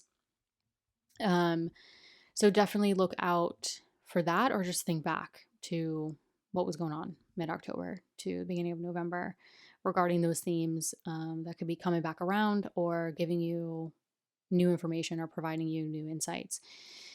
Additionally, on January 6th or around January 26th, Mercury in your Sagittarius 4th house of home, family, property, and real estate will square Neptune in your Pisces 7th house of marriage, personal and professional partnerships. Now, Mercury rules your 10th house of career. It also is your ruling planet. It rules you, your body, appearance, identity. So think about sort of what is really serving you, what is really serving your career, and how conversations or communication could come up between family, people you live with, and any personal and professional partnership that might feel a little confusing, right? We're dealing with Neptune here. So it could feel confusing. It might not feel realistic, but because the North Node, and there's going to be so much North Node activity happening in the area of partnership for Virgo risings in 2025, I think this could actually be a time where a lot is going to change astrologically in 2025. So, like, if you're feeling, confused or not sure about sort of the communication or the action or the tension between home, family, personal and professional partnerships, how that's playing into sort of how is it really serving you, your long-term goals, what you want to achieve in this life. Hang tight, really, like, a lot can change. And if it's feeling uncomfortable or idealistic, this situation, especially in January 2025, like, it's setting the stage. A lot's going to unfold, a lot's going to change. And if it's uncomfortable, like it's just temporary. I think a lot's going to create a lot of movement, a lot of action, a lot of sort of aligning to that North Node. So you'll have time to sort of work out the kinks, but focus on what you really want foundationally, with home, family, partnership, career. That's all in service for really you, your best self, how you want to show up in the world, what you want to be known for. So again, hang tight. The good news is that Mars retrograde that just backed into that Cancer 11th house of friends, groups, communities, and long-term goals will trine that Neptune in the area of partnership for you. So as you're sort of revising your core motivations and desires around your long-term goals and who you want to surround yourself with, it can help support that idealistic pursuit, involving personal and professional partnerships that could become a realistic, tangible reality over the next couple months. It's just going to take some time. It could, I think a lot could play out or come to fruition by April of 2025. So again, we'll get to that in April, but for now, this is a good time to kind of get the ball rolling and start having faith and believing in, what could be really increasing for you, Virgo rising, in the area of partnership and career public recognition. Then on January 11th, finally, like I said, that North Node will actually enter your Pisces 7th house of personal and professional partnerships, including marriage. So this could increase the desire for partnership. This could increase the desire for marriage. This could also increase professional partnerships, so the desire for them, where you could make a lot of changes to home, family, property, and real estate and career, with career being the more external manifestation point. It's at the north bending of this node. So definitely pay attention if you have your midheaven at the later degrees of Gemini at this juncture. You can see a lot of career and public recognition themes increasing, as well as partnership themes increasing in January, February of 2025. All in all, though, the North Node is going to be going through your 7th house of partnership for quite some time, really the rest of 2025 into 2026.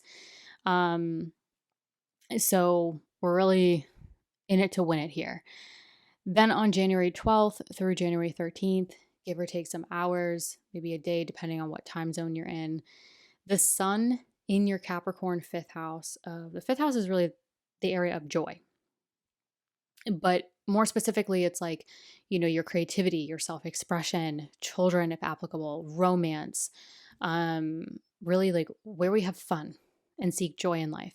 So the sun is illuminating this area for you, and it is trine Uranus in your Taurus 9th house of growth and potential. This could be a good time to tap into or create more vitality around what brings you joy. So tapping into your creativity, your self-expression, romance, really sort of providing more light and vitality to that area can help this trine create to Uranus in that 9th house, where you it's almost like by tapping into what brings you joy in life, this trine to Uranus, it's sort of like you can create sudden changes or innovation to the way you create growth and potential in your life. Now, on a more superficial layer, this could honestly be, because the 9th house is like travel, it's a travel house. This could just be like it's time for a vacation. It's time to take time to go away and sort of recharge and tap into like what you enjoy in life, or tapping into like more pleasurable things in life. But if it's not that, I think this could be a great time to move into 2025 with this sort of refreshing vitality to what brings you joy and creativity and self-expression and romance that could consequently create maybe a welcome change or innovation to the growth and potential you seek. Like, growth and potential doesn't have to be always grueling and hard and awful and, uncomfortable. It can be joyful. And if a lot of times, if we move in the direction of like what brings us that natural, almost childlike energy, it fuels the growth and potential in our lives, because we don't have to grind it out, or we don't have to feel like we have to drink 10 cups of coffee. It's sort of like this natural burst of vitality and energy where that sort of aligns you to the growth and potential you really want in 2025. And the sun moving through Capricorn is in that Capricorn fifth house of joy, is also going to trine your first house. So if you're a Virgo rising, at some point it's going to trine your ascendant or any other placements in your Virgo first house. So again, this could be a great time to focus on having fun, enjoying yourself, moving into creativity, self-expression, joy, revitalizing this area that's not only going to support your growth and potential in life, but also, your body, your appearance, your identity, supporting you, right? And excuse me, between the, January 12th through January 13th, roughly, there's also going to be this full moon in your Cancer 11th house of friends, groups, communities, and long-term goals. So, this full moon in Cancer will be at 24 degrees. So if you have anything around 24 degrees, definitely take that into account. But what's interesting about this full moon that's really illuminating your 11th house of friends, groups, communities, and long-term goals, it's really blasting light on this Mars retrograde that just re-entered here. So with Mars ruling your Aries 8th house of transformation and resources, as well as your 3rd house of communication and exchanging ideas, you could really, like, your social network or certain friends, groups, communities could culminate or shed light on, information or situation sort of playing out, where it's almost like certain people in your social network could help align you to your long-term goals by providing communication or information that's going to support like long-term financial goals or transformational work or even a partner's resources. So again, Mars is still retrograde, so you're still sort of working out the kinks, but I would definitely look to like your closest friends, groups, communities, that this full moon could really culminate or shed light on particular individuals within your social network that could provide valuable communication and information that could really help your financial situations, transformational situations, or just play into that Mars retrograde where you're really maybe gaining more information and through communication to edit your plan of action around financial management, partners' resources, or any transformational work. Then on January 27th, Mercury enters your Aquarius 6th house of daily work, health, and routines. Now remember, Pluto is here for good, at least for roughly the next 20 years. So with Mercury entering this area and it being your ruling planet, it also rules your 10th house of career. Mercury starts to apply to a conjunction pretty much immediately with Pluto in this area of work, health, and routines. So this could be, and some of you might really start your New Year's resolution in terms of health towards the end of January.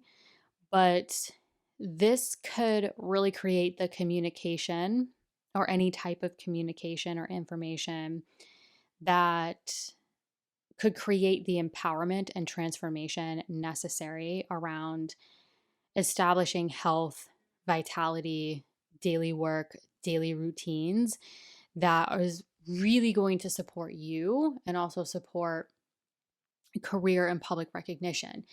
Now, this sixth house area trines your 10th house of career. So, whatever sort of communication, transformation, empowerment that could come up in January, specifically the end of January, it could create more natural ease and flow and sort of happening to the area of career and public recognition. However, Mercury ruling your first house of self, body, appearance, and identity, it is quincunx to your first house. It's a verse. So remember to not forget about yourself, not forget about your needs, your identity, what really fuels you, how you want to show up in the world, how you want other people to view you. And that might require an uncomfortable adjustment. So definitely focus on how it can sort of naturally support, change health habits, routines, wellness can sort of naturally support your career and your public recognition. But don't self forget about sort of your needs and how maybe an uncomfortable adjustment is needed a little bit to also support you, your body, your appearance, and identity. And lastly, well, not lastly, actually, I take that back. On January 27th, as Mercury is entering Aquarius, applying to that Pluto, Venus enters shadow. So Venus is going to enter shadow in the seventh house of partnership, eventually going into shadow in your Aries eighth house of transformation and resources, financial stuff. So definitely pay attention to those themes, the contextual clues that are building within personal and professional partnerships, resources, financial resources, as well as transformational work that you might review and revise in service to your earned income, your self-worth, your growth, and potential. Lastly, on January 29th, there will be a new moon in your Aquarius sixth house of daily work, health, and routine. So this is happening after that Mercury-Pluto, or around the Mercury-Pluto conjunction. Again, how can you communicate your needs around your health, your routines, your work, to really support how you want to show up in the world, but also support your career, your public recognition? Where January 29th, this new moon now enters this area and provides you an opportunity to officially plant those seeds and create a new chapter to empower yourself, empower your health, your vitality, your work, and routines. Hello, Libra risings. So on January 2nd, January 3rd, depending on where you are in the world, Venus will enter your Pisces sixth house of daily work, health, routines. This also includes coworkers as well, side businesses. But the good news is that Venus is your ruling planet, and it is entering its place of exaltation. So this might feel a little bit better for a lot of you Libra risings. However, Venus will basically be averse to your first house of self. So yes, it's an exaltation. Venus will enter shadow at the end of the month, building contextual clues as to what you're going to review and revise pertaining to your body, how you show up in the world, maybe your health, work, routines. We'll get to that towards the end of January. But this might require an adjustment going into January. So January 2025, some Libra risings, you might do the typical New Year's resolution around, okay, making adjustments to your routines, your wellness, your body, your appearance, how you want to show up in the world. So this, for some Libra risings, I think could be sort of that typical New Year's resolution. But just keep in mind, you will have a chance to sort of review and revise the area of health, routines, work, even a little bit of personal and professional partnerships, and how they're really serving you, how they're really helping you on a very visceral or like identity level. on January 6th, Mars retrograde will re-enter your Cancer 10th house of career, business, and public recognition. So the month of January could be bringing you back to roughly mid-October to the very beginning of November. So basically, Mars is retrograding back into the area by degree that it was at roughly around mid-October through the beginning of November. So think back, what was going on with work, career, business, public recognition, mid-October to the beginning of November. Some of you might have personal placements there, your midheaven, which is going to amp up the career sector of your chart and thus your life.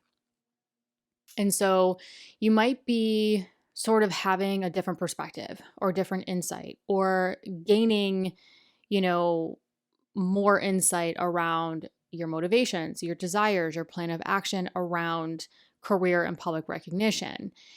More specifically, though, Mars rules your second house of earned income and also your seventh house of partnership.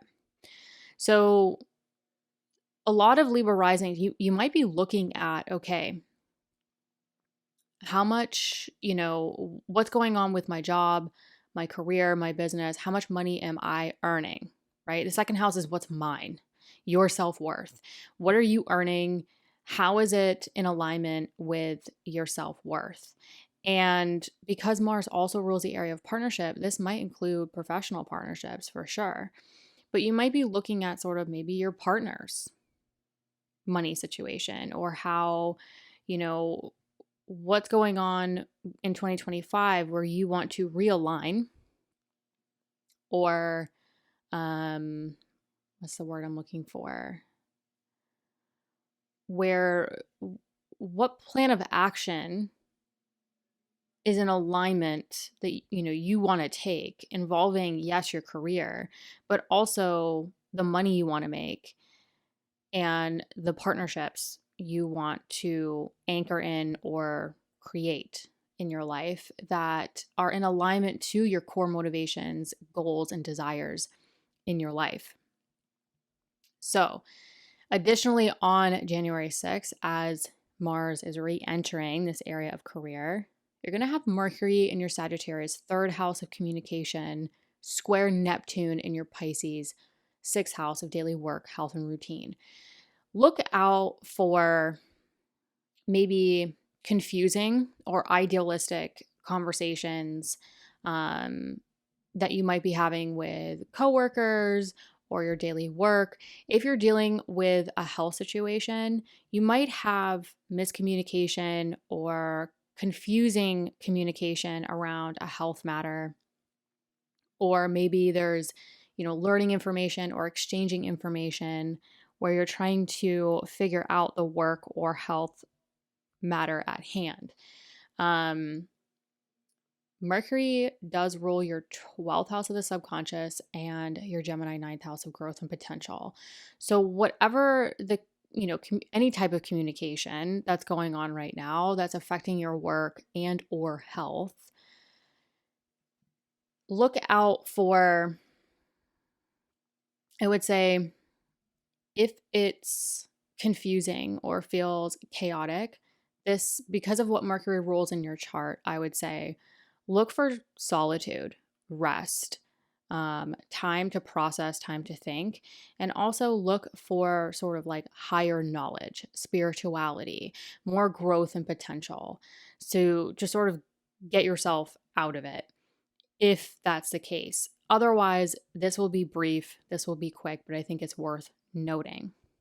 What's interesting about this is as Mars is sort of re-entering the area of career and public recognition, it will actually trine that Neptune in your Pisces sixth house of daily work, health, and routine. So I think that might help with the, I don't want to say confusion, but in terms of whatever you're reviewing and revising around sort of your career, the direction you want to take,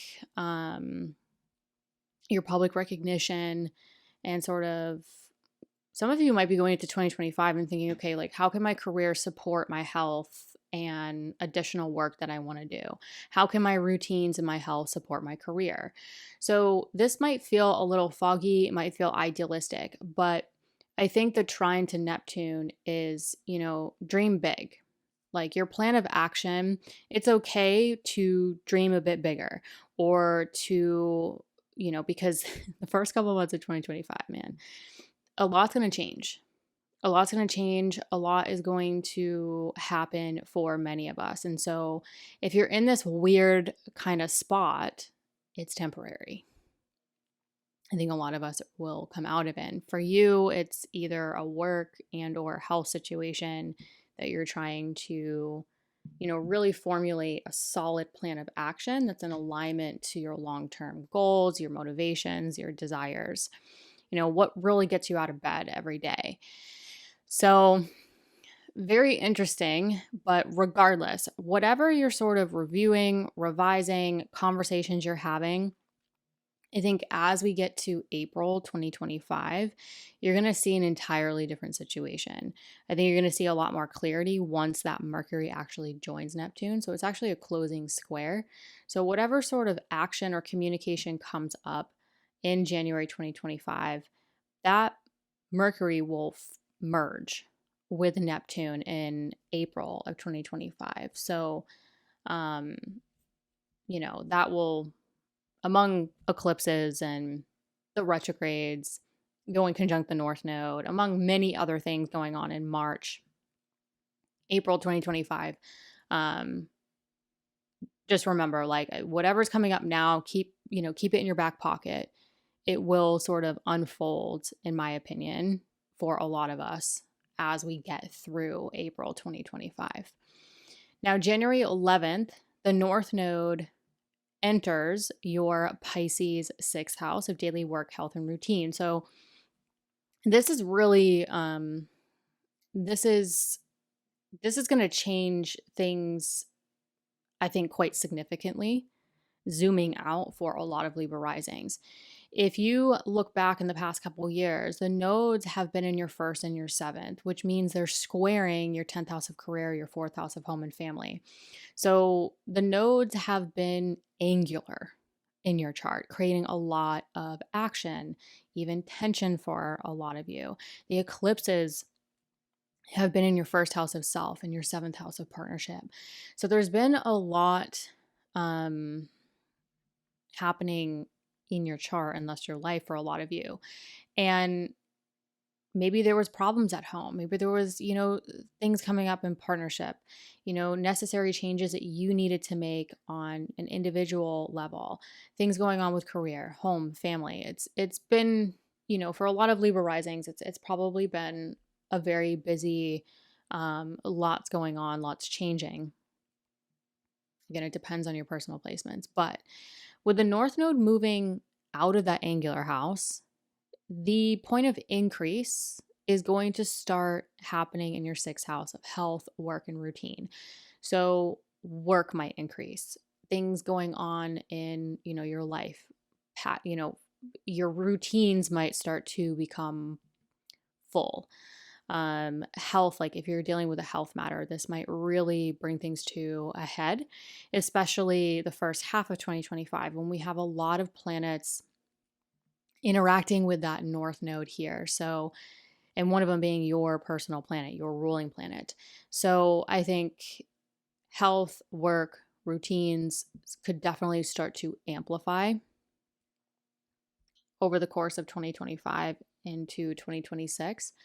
But with the North Node moving into that Pisces 6th house, instead of, squaring your 10th house of career and 4th house of home and family, it's now going to trine your 10th house of career and sextile your 4th house of family. So these are a little bit easier aspects, for better or for worse.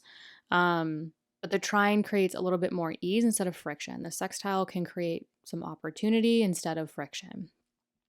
And with the North Node moving into that Pisces 6th house, it will also be sort of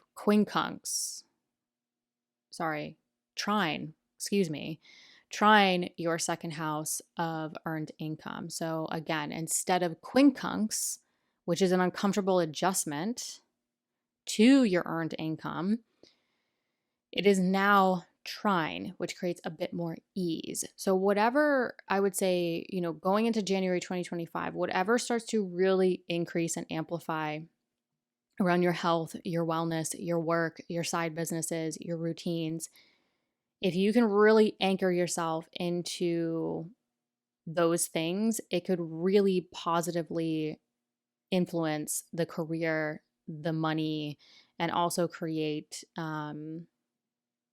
potential opportunities with family, people you live with, property, real estate, if those are some things that you were sort of interested in.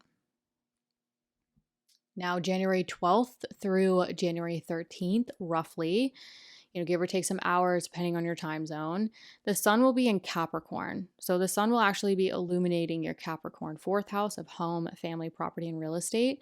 And it will trine Uranus in your Taurus eighth house of transformational work and resources, other people's resources, investments, assets, partners' resources, if applicable.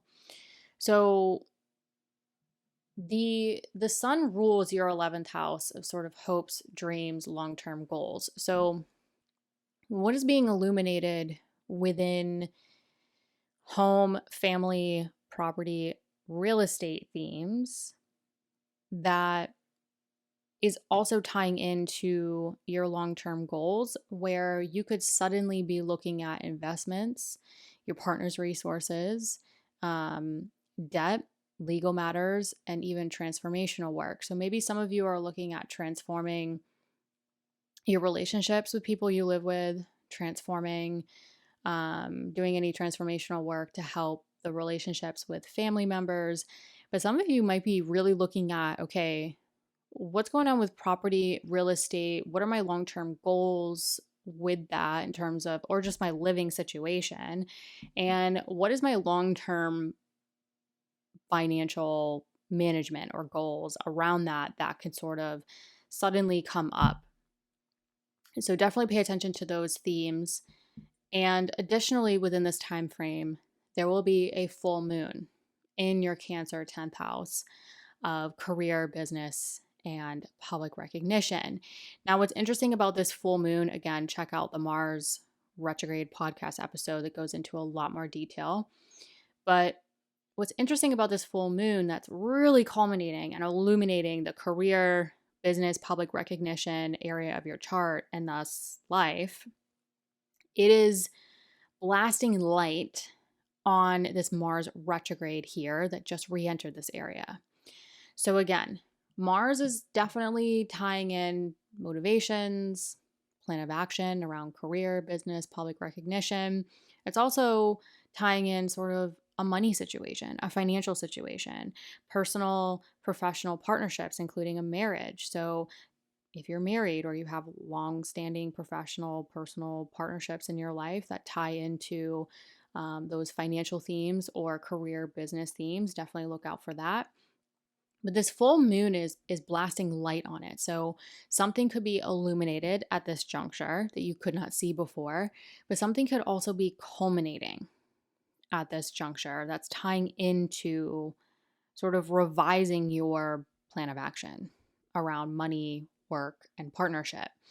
So this could, there's a couple dates that some of you could look at that could play into this.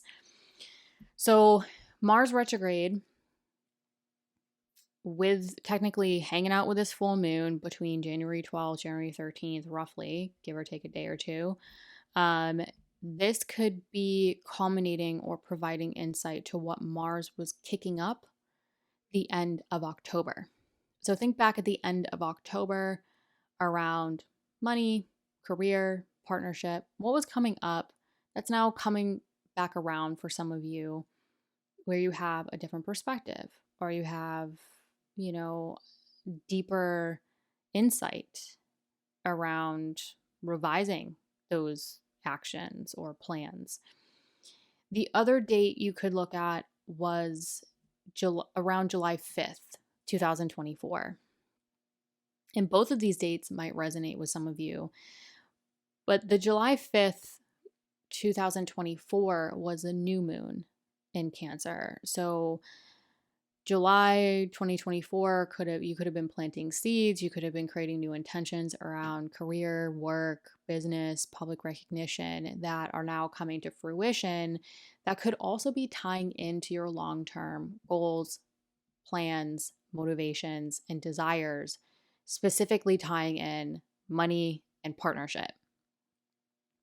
Now, January 27th, Mercury will enter your Aquarius 5th house of joy. Now, the 5th house is joy, but it's creativity, self-expression, romance, children, if applicable to you. Now, again, Mercury rules that 12th house of the subconscious and the 9th house, the Gemini 9th house of growth potential. So travel, continuing education, spirituality. So some of you might start to think deeper or take more time to yourselves to explore spirituality, to travel, to, dive deeper into, expanding knowledge, but in a way that feels joyful. At least that's my advice. In a way that feels joyful, in a way that, whatever it may be with what Gemini rules in your chart, maybe some of you need time alone to just kind of like fill your tank, fill your cup.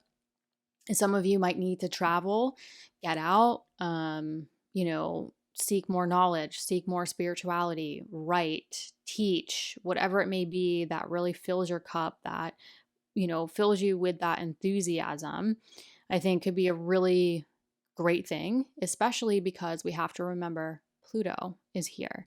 So as Mercury enters this Aquarius 5th house of joy, sort of inviting you to fill your cup, whether that's alone or getting out in the world, continuing your knowledge, creativity, self-expression, romance, play, it's immediately forming it's applying to a conjunction with Pluto here. So transformation. So whatever's going on to expand your growth and potential, to think more deeply, subconsciously about, your life vision, even how can you tap into more joyful activities that can help you transform the area of pleasure and creativity and self-expression. And this could also show up in your relationship with your children as well. So if you have children or you want children, Pluto going through the 5th could definitely be a very, very long, it's going to be here for about 20 years. So a very long journey where you get these opportunities to really transform and empower yourselves through uncovering what is really joyful for you, and how does that create more ease and positivity to your body, to your appearance, to your identity, and also create more ease and positivity to expanding your growth and potential in life. So just some, tidbits there. But remember, as Mercury enters Aquarius on January 27th, your ruling planet, Venus, enters shadow. So it's this weird situation going on around January 27th where some of you might be looking at, like, how can I really incorporate more creativity, more joy that's going to help feed my life vision and also expand my growth and potential in life? Like, how can I expand more in life in a more joyful way? Venus enters shadow. So like whatever's coming up, whatever those contextual clues,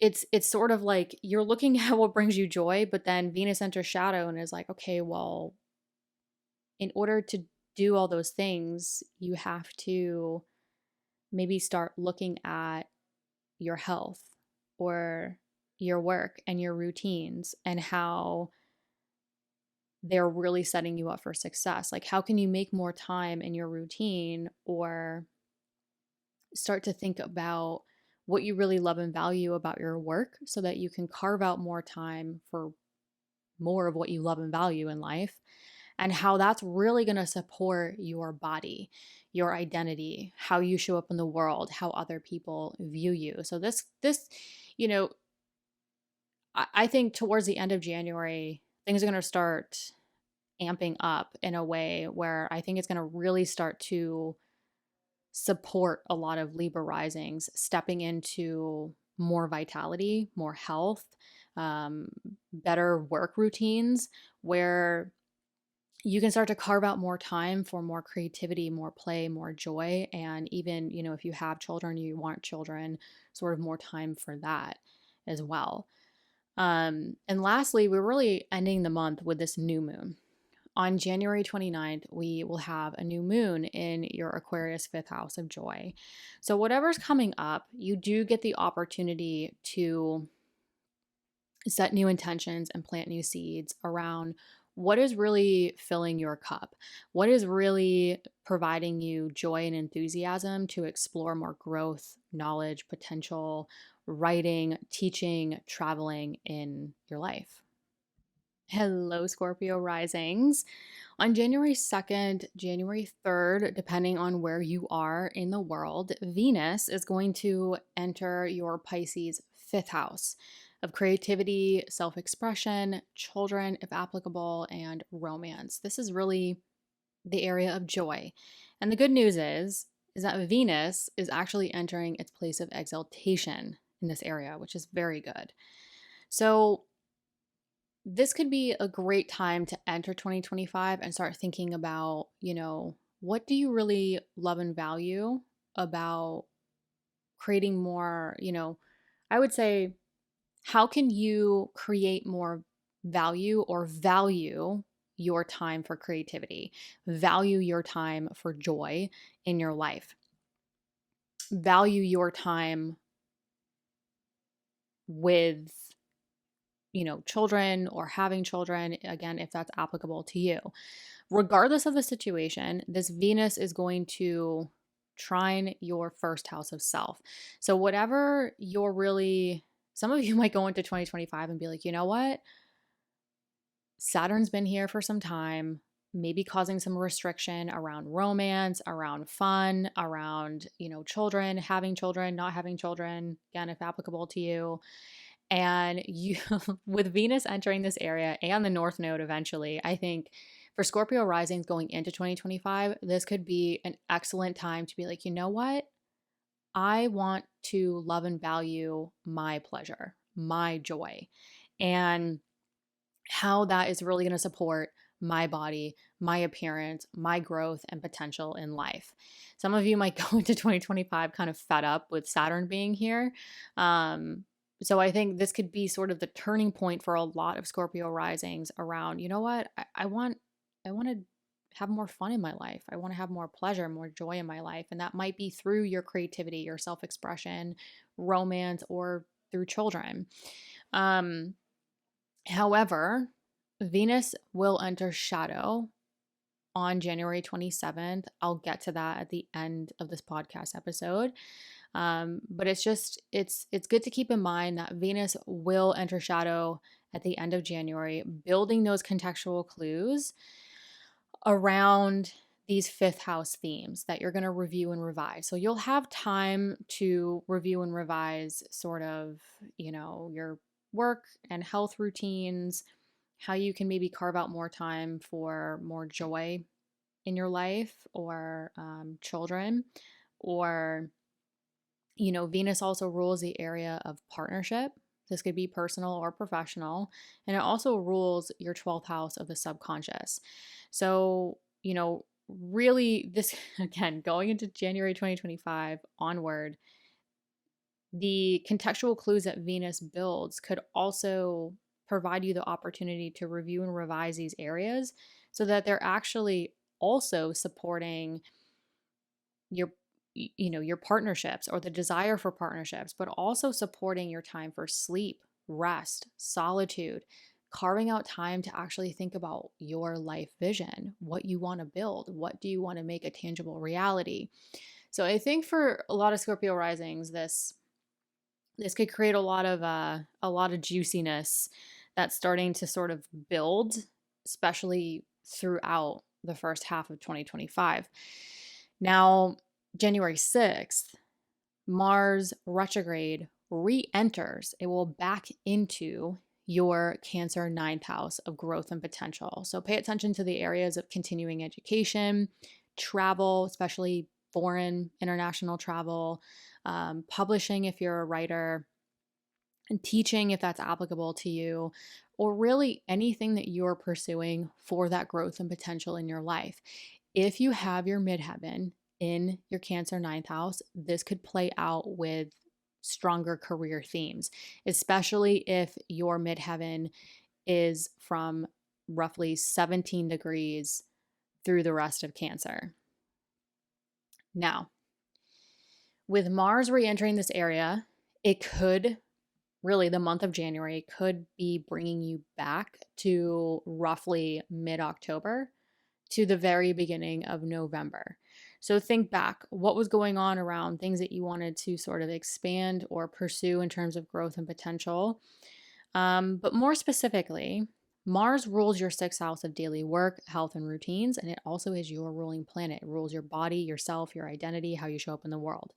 So what, in terms of going into 2025, this could be an excellent time to start looking at new information, new knowledge, new spirituality, new sort of growth and potential that you didn't have before, or is providing you a different perspective around, a work situation, a health situation, creating healthy routines, and also sort of like supporting your body, your health, your appearance, your identity. So all in all, though, a lot of you could be looking at sort of, how can I create healthy wellness habits, work habits that really support my body and how I want to show up in the world in 2025, that ultimately help support the growth and potential in my life, that also ultimately supports the career and the public recognition, which you'll get to later on in 2025. But for right now, this could be a great time to sort of think, what was going on mid-October through the beginning of November for some of you that, was playing out with work or health or yourself on a very visceral, personal level that was tying into travel or spirituality or continuing education, or really like what growth and potential and knowledge were you wanting to seek that now you have a different perspective on, or a different perspective that could come up. Additionally, on January 6th, Mercury in your Sagittarius 2nd house of earned income will square Neptune in your Pisces 5th house of joy. So that creativity, self-expression, romance, children if applicable.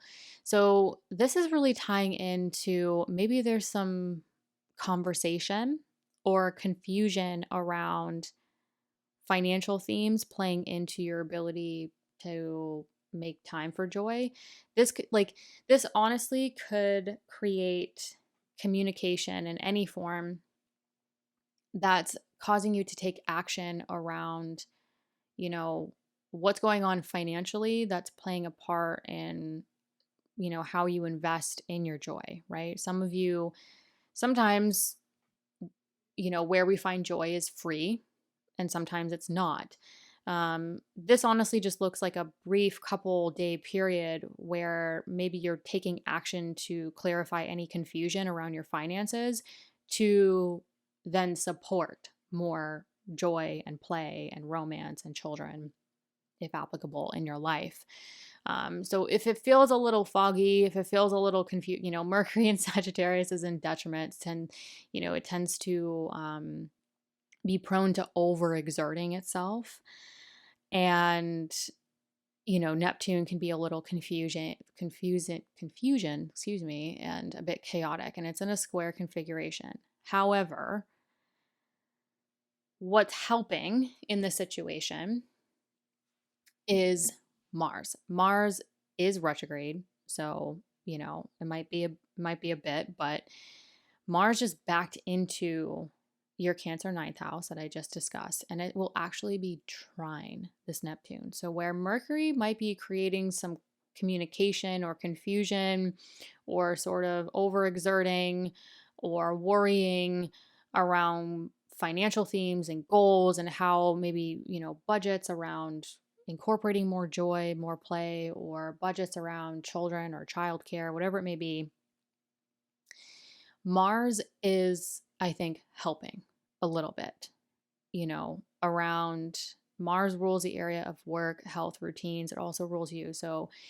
if there is confusion, if there is a bit of fogginess around this couple day period, really, I would turn to sort of the bigger picture. Focus on the growth and potential, like focus on the bigger goal, the bigger picture, and how creating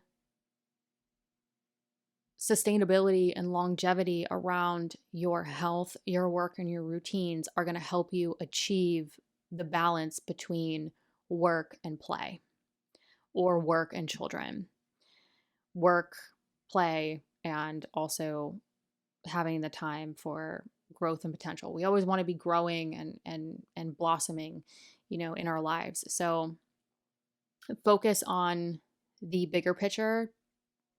Again, Mercury rules at 8th house. So you might be looking at a partner's resources as well, if that's applicable. It will pass, like the confusion, if that's coming up.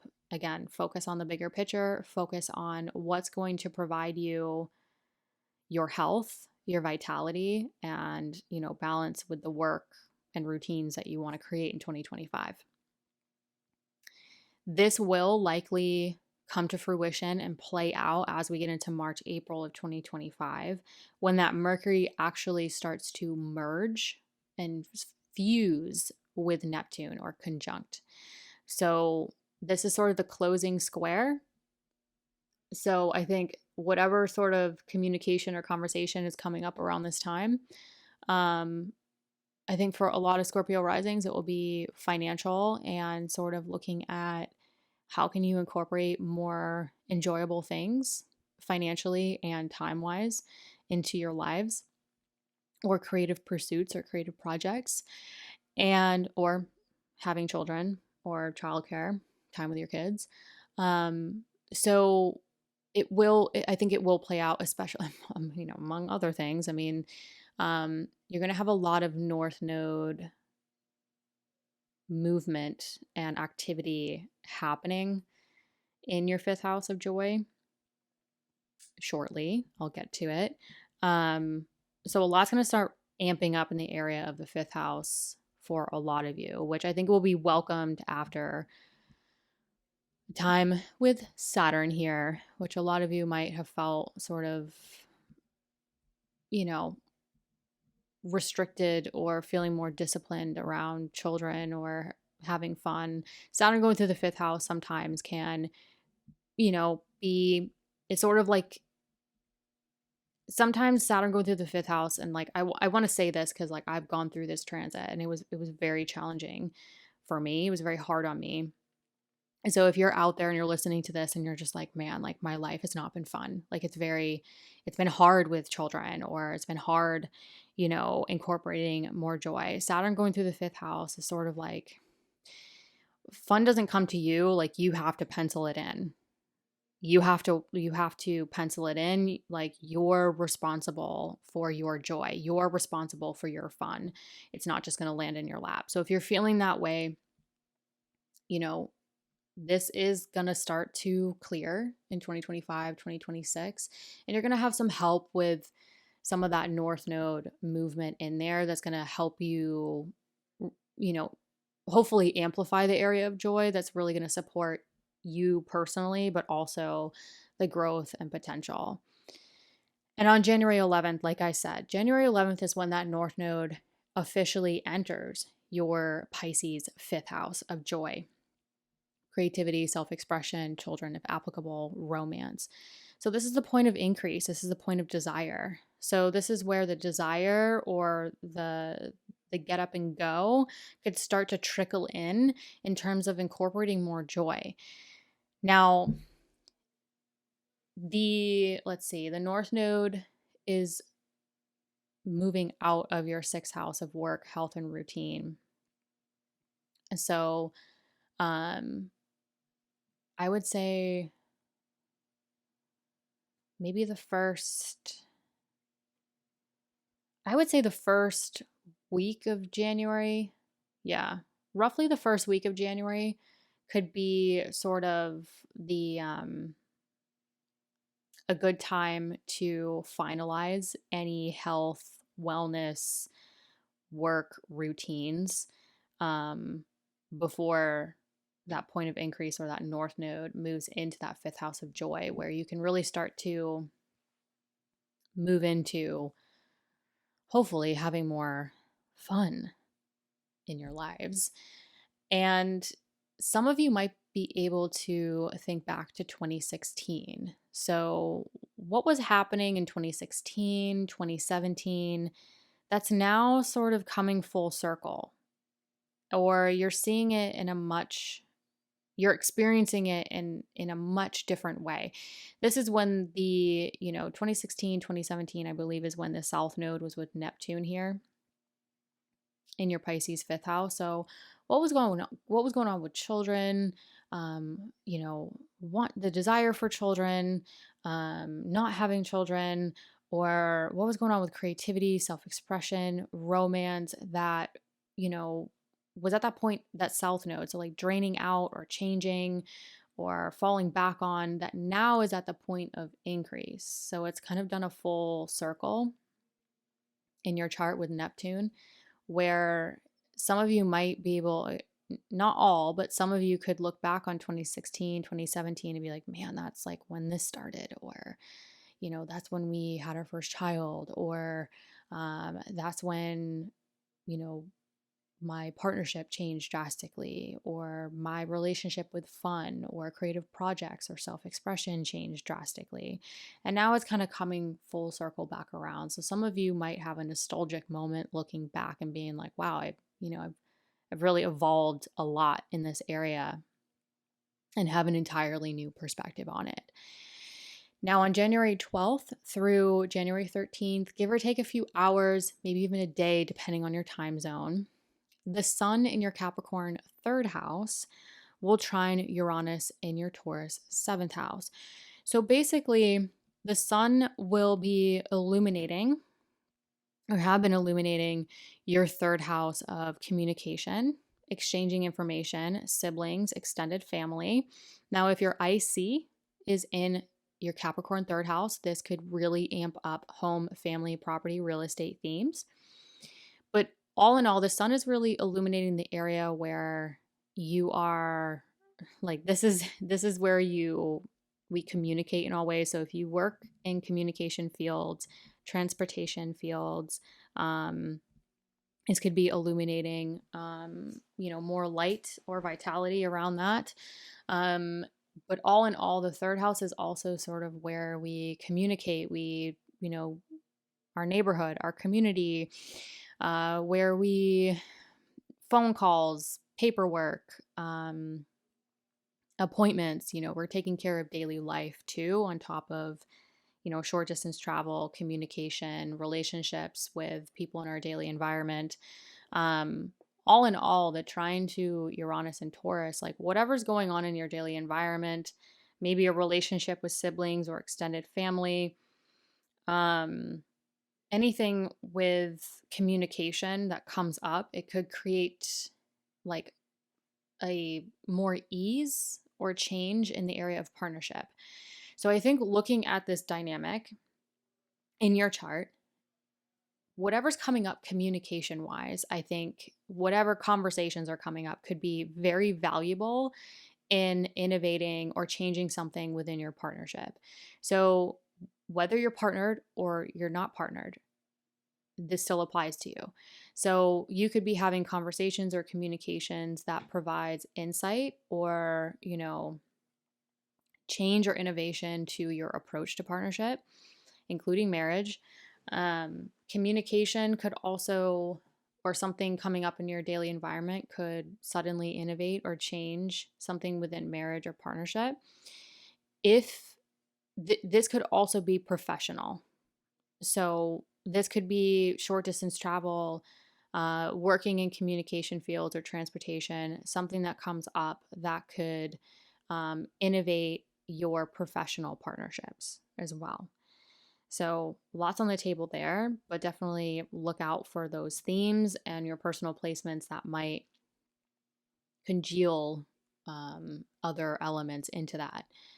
Now, additionally, between this time frame of the 12th, 13th, roughly, there will also be a full moon in your Cancer 9th house of that growth and potential. So again, higher education, continuing education, travel, spirituality, publishing, teaching, even for some of you, career and public recognition. This full moon is illuminating this area. It is culminating something in this area. But what's interesting is it's hanging out with that Mars retrograde that just re-entered this area. So something's culminating or being illuminated and highlighted around, your growth and potential, travel plans, spirituality, continuing education, publishing, writing, teaching, even career and public recognition for some of you, where it's shedding a light on your health, your work, your routines, your identity, how you want to show up in the world. So something could really be insightful or illuminated around this time that's playing into that plan of action around work, health, routines that ultimately is in service of your body, your identity, how you want to show up in the world, and how you want other people to view you. January 27th, Mercury enters your Aquarius 4th house of home, family, property, and real estate. Now, there's a lot on the table here because of what Mercury rules. So, Mercury rules your 11th house of hopes, dreams, long-term goals, as well as your Gemini 8th house of transformation, other people's resources, investments. This is like another financial house, including your partner's resources. So some of you might actually be looking at sort of long-term goals, property, real estate, investing, paying off mortgages, any of those things and how they play into sort of your long-term goals.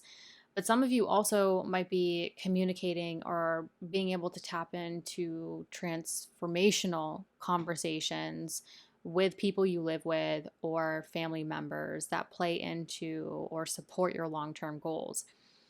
This, on a more daily, mundane level, could provide opportunity to have deeper communication with the people you live with or family members, where you can communicate sort of your needs, how the people you live with or certain family members can help you support your long-term goals, your transformational work, and even your resources, including a partner's resources.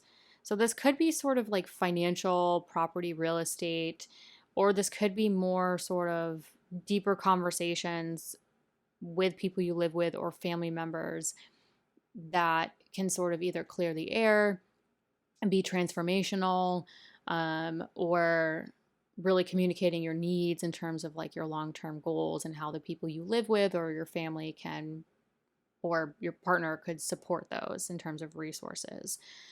So great. Regardless, I think this could be a great time to have deeper, meaningful, empowering, transformational conversations with the people you live with or family members.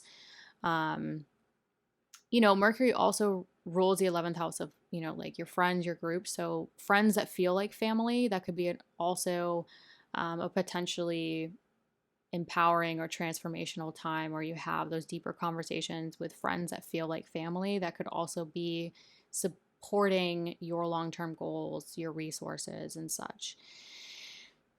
Now, it's important to note that Mercury is going to join Pluto, which is why I keep saying empowering and transformation. So when Mercury enters your Aquarius fourth house, it's basically immediately forming or applying to a conjunction with that Pluto. So that's why I think you have the planet of communication and the planet of power and transformation sort of coming together in the area of home, family, property, and real estate. Also on the 27th, again, Venus enters shadow. So whatever communication happens with family or friends that feel like family around long-term goals, resources, partners' resources, property, real estate, whatever, or transformational work, whatever it may be, Venus is starting to build those contextual clues around sort of your subconscious thought patterns, your life vision, things going on in personal, professional partnerships, including marriage, that you're starting to think, okay, how can I incorporate more joy, more pleasure, more play, more romance, or children themes if applicable.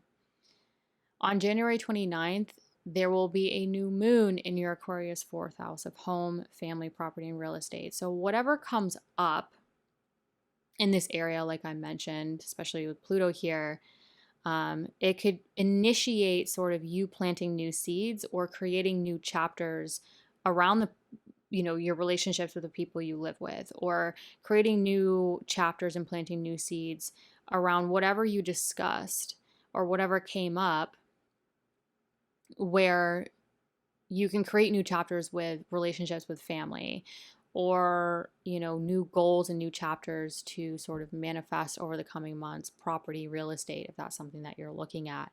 So definitely look at those themes. But all in all, January is ending with this new moon, really providing you the beautiful opportunity to sort of have those empowering transformational conversations with your closest people in your life or loved ones that really ultimately can help you support your long-term goals, your resources, your transformational work, where you'll be able to plant new seeds and create new ground to build those things that you actually want in 2025. Hello, Sagittarius risings. On January 2nd, January 3rd, depending on where you are in the world, what time zone, Venus is going to enter your Pisces fourth house of home, family, property, and real estate. Now, Venus is actually entering its place of exaltation, which is a good thing. And Venus is pretty happy here, pretty well resourced, generally speaking. But Venus is going to enter shadow in this area at the end of January, which I will get to at the end of this podcast episode. So basically, it's a good time to start thinking about, okay, what does Venus rule in your chart?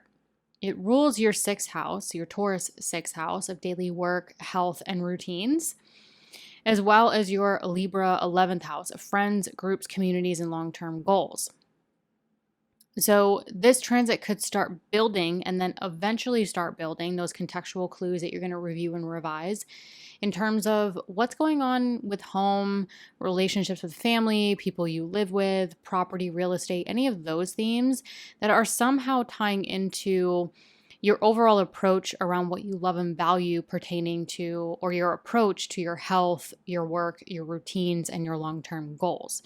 So this has the potential to sort of bring up, well, how can I anchor in to, or strengthen the foundation of my chart and thus life, whether that's through relationships with people you live with, family, home, property, real estate, that can have a positive effect on your health, your vitality, your routines, and your work, as well as sort of who you surround yourself with and those long-term goals as well. So just something to think about as you enter January, especially with the North Node about to move into the area of that fourth house of home, family, property, and real estate. Sort of like that North Node could cause a point of increase, more desire to the more foundational part of your chart or the roots of your chart, especially if your IC is there. On January 6th, Mars retrograde is going to re-enter your Cancer 8th house of transformational work, resources, including a partner's resources, so investments, assets, long-term financial situations, legal matters, inheritance, wills, all of that lands there as well. So if any of those themes are sort of starting to come back around, Mars re-entering your Cancer 8th house on January 6th could start to bring you back to roughly mid-October through the very beginning of November.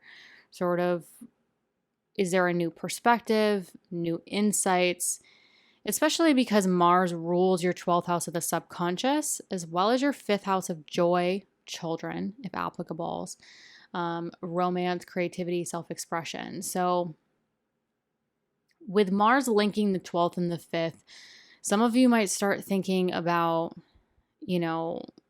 long-term financial management regarding your children, long-term financial, investments that are sort of helping your overall life vision. Or some of you might actually start to think about, your plans, your motivations, your core desires around investing in creative projects, more joy, more fun in your life. So there's a lot on the table with the 5th house and the 12th house link, but definitely this is a financial house or transformational work house, in my opinion. So, what's going on mentally, what's going on financially that is impacting sort of your mental state, but also maybe your children, if applicable, romance, or your ability to have fun, and how can you revise the plan of action or the motivations and desires to sort of, create a better plan or mitigate, any problems that are coming up right now, if that's applicable. Again, check out the whole Mars retrograde podcast episode where I go into a lot more detail, dates, etc. around this. Additionally, on January 6th, Mercury in your Sagittarius first house of self, body, appearance, and identity will square Neptune in Pisces. So there could be some interesting conversations you're having with family, with people you live with, that might feel idealistic, dreamy, or in some cases even confusing. Now, Mercury rules your 7th house of partnership, personal, professional, and marriage, as well as your 10th house of career and public recognition.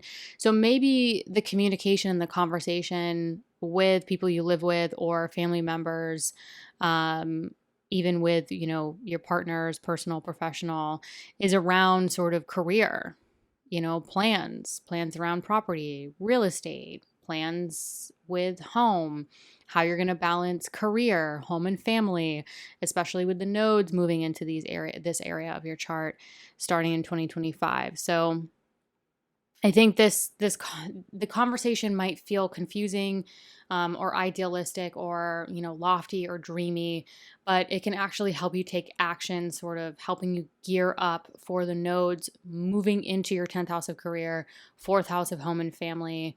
Eclipses are going to happen here, beginnings, endings, changes. It's angular.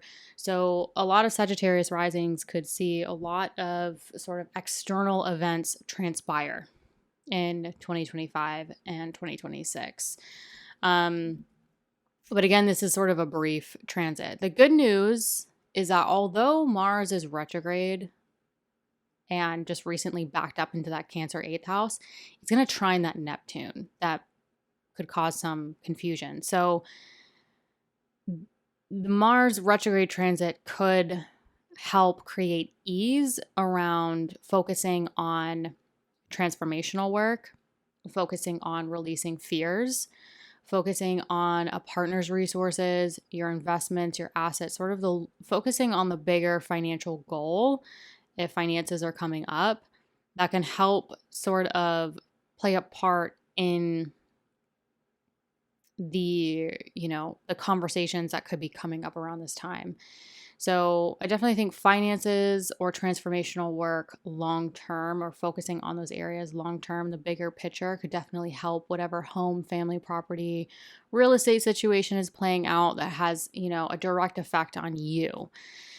On January 11th, the North Node enters your Pisces fourth house. So January 11th, that North Node officially enters your Pisces fourth house of home, family, property, and real estate. This, over the next year or two, could really create more focus and more desire around these themes, especially if your IC is here. There's going to be a lot of North Node planetary activity going on in your fourth house of home, family, property, and real estate, especially the first half of 2025. So this is when it really starts to trickle in.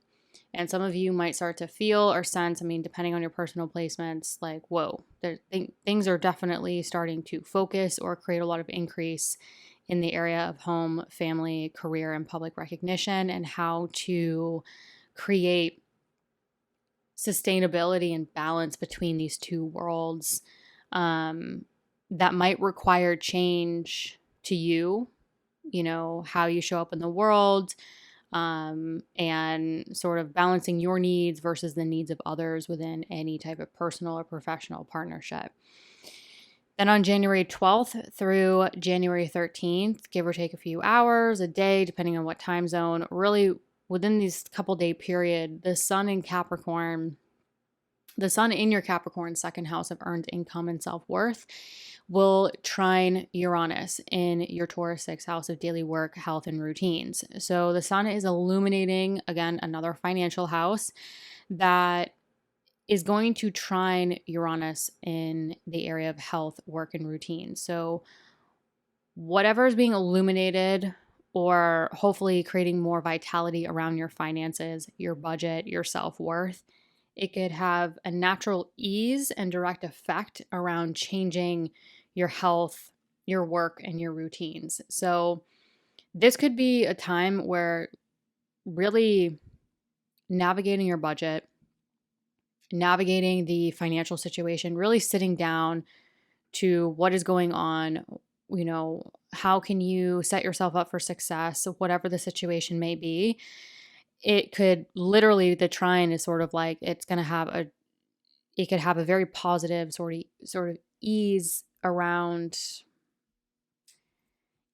positivity around, your health, your work, and your routine. So it's almost like if you get your this configuration is almost like if you create more financial health,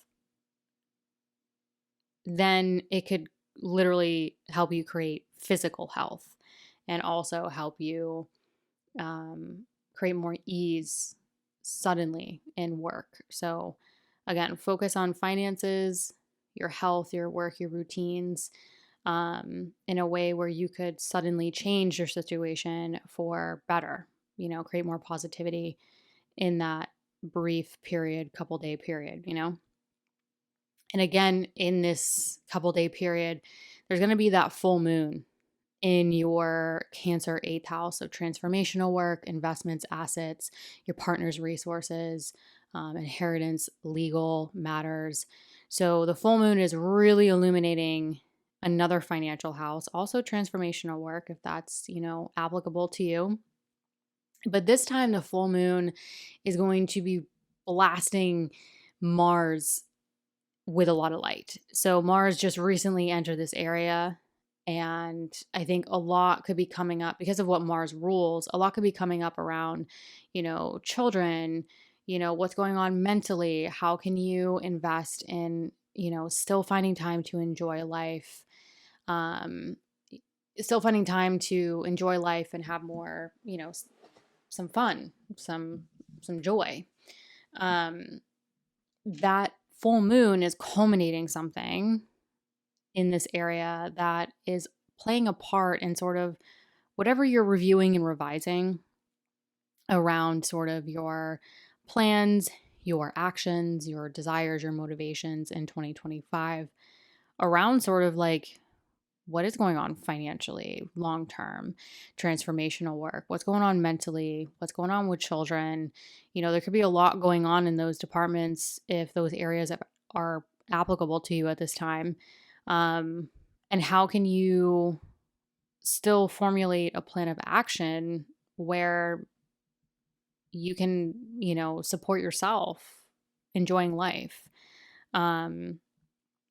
So a lot, the connections with this are very, very interesting. But I think for a lot of Sagittarius risings, this could be a lot of financial stuff going on, like, your own earned income versus sort of like your long-term budget versus your immediate budget. Looks like things are connecting to like your mental state.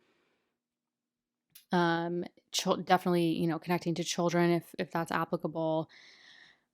But all in all, something is culminating. It's shedding light on something maybe you couldn't see before that's helping you formulate this new plan in these financial houses. So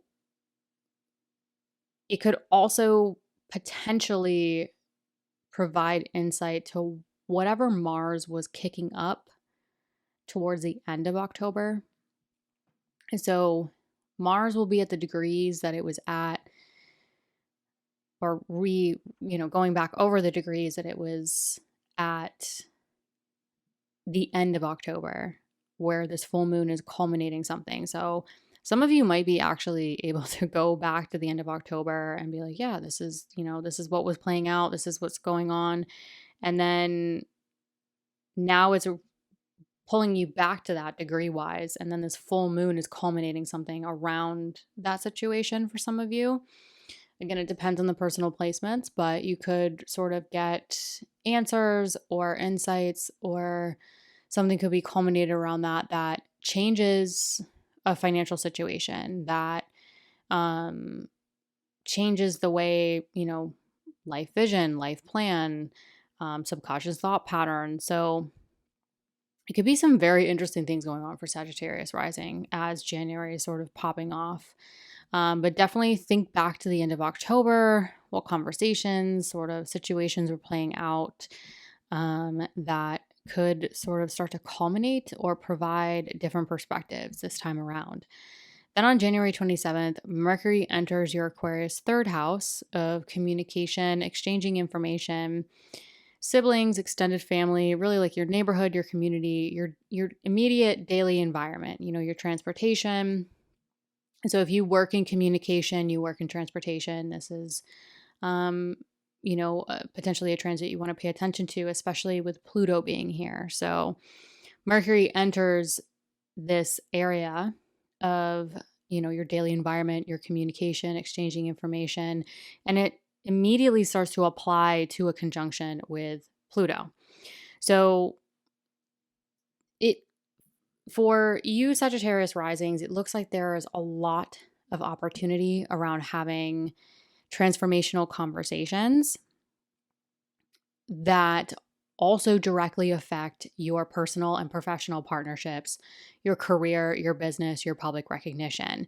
So whatever conversations are happening, exchanging information, short distance travel, conversations with siblings, extended family that come up, it could be very valuable. There could be some valuable transformational conversations that come up that could, help a situation in a partnership, with work, with public recognition, or these conversations could literally come up at work or within your personal partnerships that foster transformation in your immediate environment. So either way.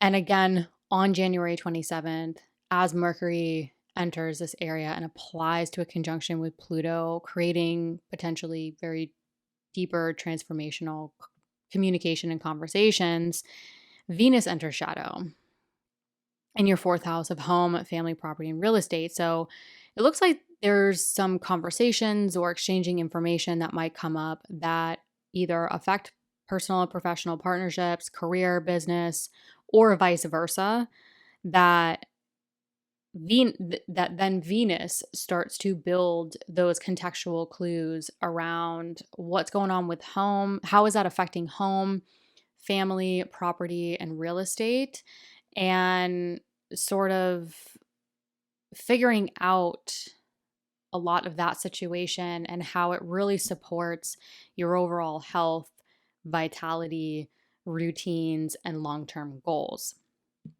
So I would say for Sagittarius risings, pay attention to some really valuable opportunities for transformational communication or conversations that play into sort of your work and any type of close partnership, but how it also ties into what is building that can allow you to create a more loving, valuable foundation in your chart and thus life through home, family, property, and real estate that could eventually, over the coming weeks or coming months, actually create a better situation foundationally that supports your health, your vitality, and your long-term goals, and really also who you want to surround yourself with.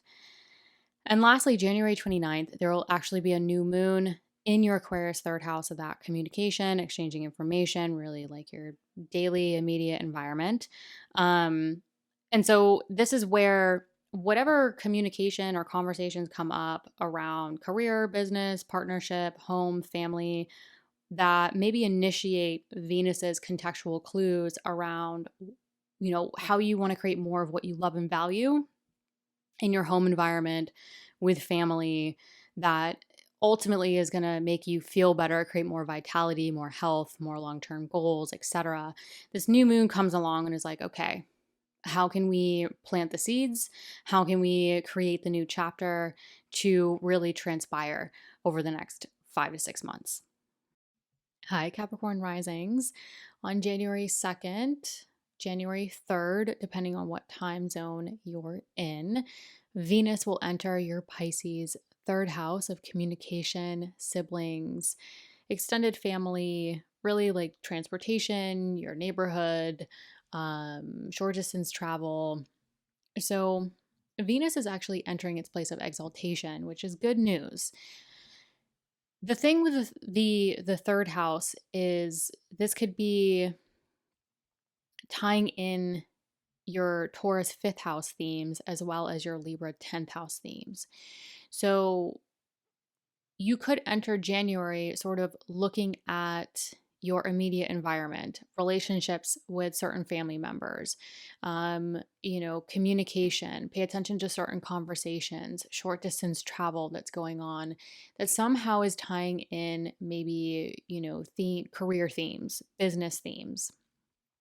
So some of you might be looking at sort of creative projects, your business, your career, your public recognition, and sort of how that's playing into social media, any form of communication, exchanging information. Some of you with the fifth house themes, you might be looking at sort of your immediate environment, taking care of sort of mundane tasks, again, any communication type things going on that are involving your children, if applicable to you. So definitely pay attention to sort of certain family members, children, taking care of appointments, errands, communication, short distance travel, and or those career, business, public recognition themes, and taking care of the things maybe like the background of the career or business. Those type of mundane tasks to set yourselves up for success throughout 2025, where the North Node is going to enter this Pisces third house and really start to increase themes potentially around travel, communication, exchanging information, education, growth potential type of themes. Now, January 6th, Mars retrograde is going to re-enter your Cancer seventh house of long-term partnerships. This could be personal or professional, including marriage. So, with Mars re-entering this area, really for the month of January, this could be bringing you back to roughly mid-October to the very beginning of November. This is where Mars is revisiting the degrees that it was at roughly around mid-October through the beginning of November. So you might come back to something that was going on around that time. You might have a different perspective, different insight, different motivations or desires involving that.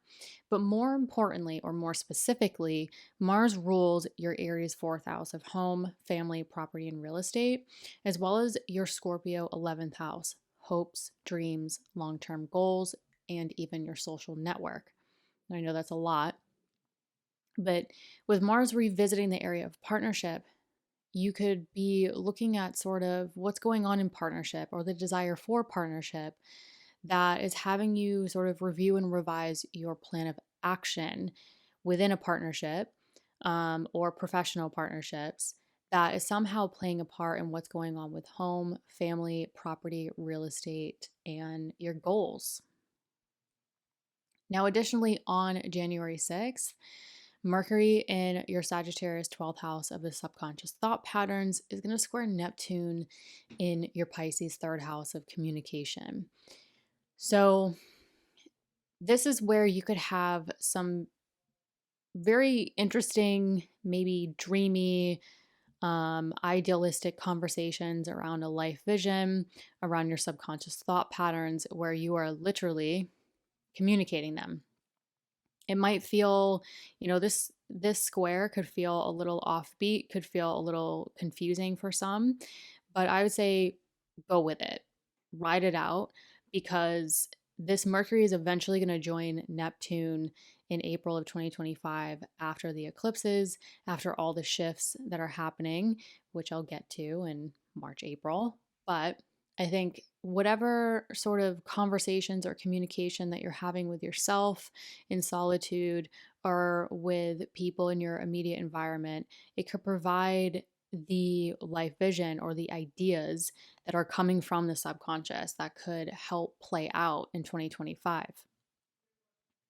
January 11th, that North Node officially enters your Pisces 3rd house of communication.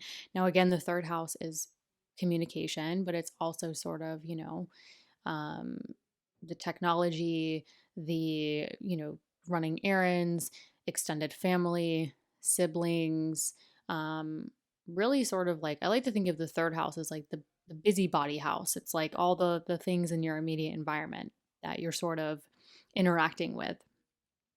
So with the North Node entering this area, the North Node is sort of this point of increase or desire. So some of you might go through, the next year or two, increasing themes around your communication, how you communicate with the world, increasing themes involving relationships with siblings or extended family.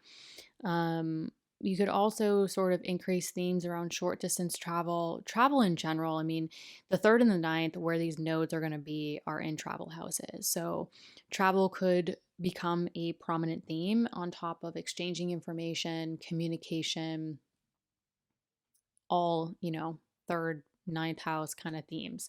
So growth and potential could also come into play here with the eclipses taking place in Virgo and Pisces starting in 2025. So just keep that in mind with that North Node moving into that Pisces 3rd house. Now, January 12th through January 13th, give or take a few hours or even a day, depending on time zone. This time period is when the sun in your Capricorn 1st house of self, body, appearance, and identity will actually trine Uranus in your Taurus 5th house of joy, creativity, self-expression, and children if applicable to you. So something is illuminating you. It's in your 1st house of self. That is playing into some sort of sudden change you want around your creativity, having more joy, having more pleasure in your life, or something playing out with children. So definitely pay attention to sort of what can, going into 2025, how can you provide yourself more vitality to your body, to you feeling good, you feeling, really established in sort of who you want to be, how you want to show up in the world, and how that can create sort of sudden ease around changing or innovating how you have fun, your creative projects, your self-expression, and even for some, like your relationship with your children or relationship to children. Now, January 27th, Mercury is going to enter your Aquarius second house of earned income and self worth. Now, Mercury rules your ninth house of growth potential, so any higher education, travel, spirituality, publishing, teaching, as well as your Gemini sixth house of daily work, health, and routines. So, some of you might be looking at communicating or sort of communication or conversations around how you want to maybe invest or spend money in whatever growth and potential you're seeking. Spending money, like having financial conversations around, your daily work, your side businesses, your investing in your health, your routines, etc. So I would say with Mercury forming or applying to a conjunction with Pluto here, it's sort of like how can you look at the growth and potential you want, the health, the vitality, the work, the routines, and what conversations or communication can you maybe initiate with yourself or with others that could help transform your finances or transform the ability to invest in your health, your work, or any growth and potential you're really seeking. Now, again, January 27th is actually when that Venus in your Pisces third house, like I mentioned in the beginning, is actually going to enter shadow. So, Venus entering shadow in that third house of communication is sort of building those contextual clues around what's going on with creative projects, how you really want to incorporate more fun or joy in your life, situations with children, if applicable to you, in addition to sort of career themes as well. So, a lot of you might be looking at your career, your business, sort of how you want to incorporate more joy or creativity within that, or sort of looking at childcare or time with children and how you can take care of sort of daily life. And with Venus entering shadow, it's sort of building those contextual clues that you could review and revise over the coming weeks or months when Venus goes retrograde here. Venus will go in shadow, will enter your Aries fourth house of home, family, property, and real estate. So it could definitely tie in themes around sort of career, a living situation. How can you create a living situation that you truly love and value, that really supports your career, that supports your children if applicable, or supports, your creativity, your ability to enjoy life. So that is another potential as Venus actually dips into your Aries fourth house eventually in shadow. So definitely pay attention to what's coming up the end of January through February that you'll likely have a chance to review and revise so it's in full alignment to what you love and value in terms of supporting your career and supporting your ability to enjoy life. And we're really ending the month January 29th when we have this new moon in your Aquarius second house of earned income and self-worth. So whatever communications or conversations come up, financially, it could provide an opportunity to plant new seeds and create a new chapter financially that can play out over the next 5 or 6 months in 2025. Hello, Aquarius risings. On January 2nd, January 3rd, depending on what time zone you're in, Venus is going to enter your Pisces second house of earned income and self-worth. Now, the good news here is that Venus is actually entering its place of exaltation. So this is a pretty happy Venus, generally speaking. But more specifically, Venus rules that fourth house of home, family, property, and real estate, as well as that Libra ninth house of growth and potential. Now, when I talk about growth and potential, this could be anything to do with higher education, continuing education, travel, spirituality, publishing, teaching.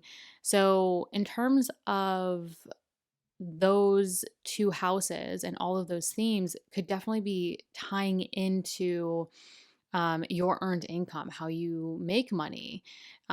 So definitely look at sort of what's playing out around what you love and value, where it's, what you love and value about home, family, property, real estate, anything you really want to pursue or invest in pertaining to growth and potential in your life, where it can create more value to your finances. It can create more value to your self-worth. Now, it's important to note that Venus will enter shadow at the end of January, which I will get to in a moment. So pay attention to sort of what is coming up around those themes, because Venus is eventually going to enter shadow and provide you those contextual clues as to, providing the opportunity to review and revise a lot of those themes that tie into your financial situation and your self-worth. Now, January 6th, Mars retrograde is going to re-enter your Cancer 6th house of daily work, health, and routines. So the good news here for Aquarius risings is, Mars rules your 10th house of career and public recognition. And although it's retrograde and we're definitely in this sort of more internal or sort of reviewing and revising those core motivations and desires, and for you around communication, exchanging information, career, business, public recognition, especially with it bumping back into that 6th house of daily work, there's more influence for work and career themes to come up here, is what I'm trying to say. But even though it's retrograde, with it going back into your Cancer 6th house, it's going to start to form trine configurations to your 2nd house of earned income and your 10th house of career. So again, although it's retrograde where maybe you're still working some kinks out, you're still sort of looking at or sinking your teeth into what are my desires, what is my plan of action around these themes, it is going to form, hopefully, in my opinion, a more positive or easeful configuration to helping you formulate that plan of action and the desire and the motivation to create more positive outcomes to your self-worth, your finances, your business, and your public recognition. Now, additionally, on January 6th or around January 6th, Mercury in your Sagittarius 11th house of friends, groups, communities, and long-term goals is going to square Neptune in your Pisces 2nd house of earned income. So this could create sort of, idealistic or dreamy conversations with your social network involving finances. So although, a Mercury Neptune square could create some confusing conversations, I actually think with everything else that's going on, if conversations come up about your dreamy goals, dreamy long-term goals, your dreams, your aspirations, especially with the 11th house, and how that plays into the money you want to make, I say go for it. Because although these two can create, even idealistic conversations, in my opinion, that Mercury, this is a closing square. So that Mercury is eventually going to join Neptune in your 2nd house of earned income with the North Node there in a few months. So if you kind of zoom out and you look at it, the conversations or the communication, whether you're writing it down or you're talking about it with, friends, groups, communities, you're discussing the goals, you're discussing the financial situation, the value that you want to take action on to bring into the world, that for you, Aquarius rising in 2025 and 2026 could start to increase your income and material possessions. But I think the Mercury Neptune square, lean into it. Like your dreams, those conversations could help really initiate sort of those ideas or those dreams into a tangible reality that could turn into a financial reality for a lot of you. The other interesting thing, and the other reason why I say like lean into it, don't be afraid to lean into those dreams or what seems maybe more idealistic and not realistic, is because that Mars that just re-entered your Cancer 6th house of work, ruling your career and business, will actually trine that Neptune in your 2nd house of earned income. So whatever conversations that might feel a little lofty or idealistic, that Mars is helping you really anchor yourself into those core motivations and plan of action around your communication, your career, and your business, forming that trine configuration to Neptune in the area of your earned income. So whatever conversations are going on that could create some action, that Mars helping you form that plan is in a trine configuration, sort of helping create the ease and the flow to helping you literally, like those conversations and what you're sort of dreaming about or dreaming up could help that Mars around a plan of action pertaining to career, even a health situation, your routines that are sort of all kind of feeding the 2nd house of earned income and self-worth that this North Node is about to dip into. So whatever's coming up right now, it could sort of play out, especially in March, April 2025. So hang tight for that. Now, January 11th is actually when that North Node officially enters your Pisces 2nd house of earned income and self-worth. So the transiting North Node I like to look at as a point of increase. So this, and the eclipses are also going to start happening in Pisces and Virgo, which are your financial houses, also self-worth and transformational work. So I think this is going to be welcomed after the past couple years. You're having the North Node, that point of increase, in the area of finances. And that North Node is going to start to trine anything, including your midheaven, in that Scorpio 10th house of career, business, and public recognition, and also trine your 6th house of daily work, health, and routines.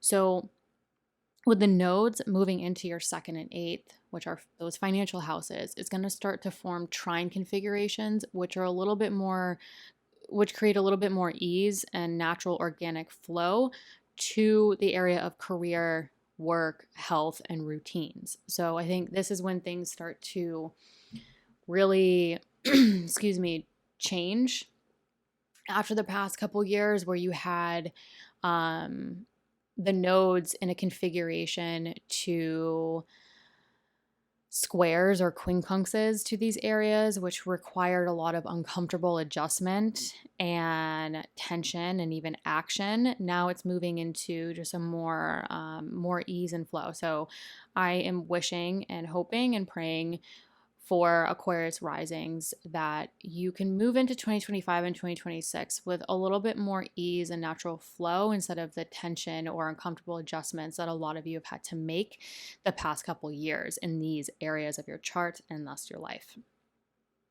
Now, January 12th through January 13th, give or take a few hours, even a day, depending on the time zone. Really, this time period is when the sun in your Capricorn 12th house of subconscious thought patterns, life vision, is going to trine Uranus in your 4th house of home, family, property, and real estate.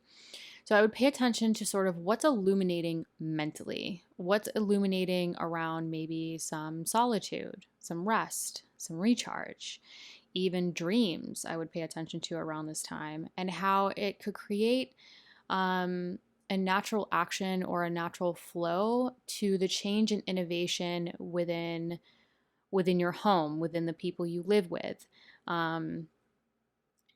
this could quite literally, like on a very mundane or even superficial level, this could be you really taking time for yourself to rest and recharge and noticing how that creates more ease and flow to innovating and changing relationships with the people you live with or family members.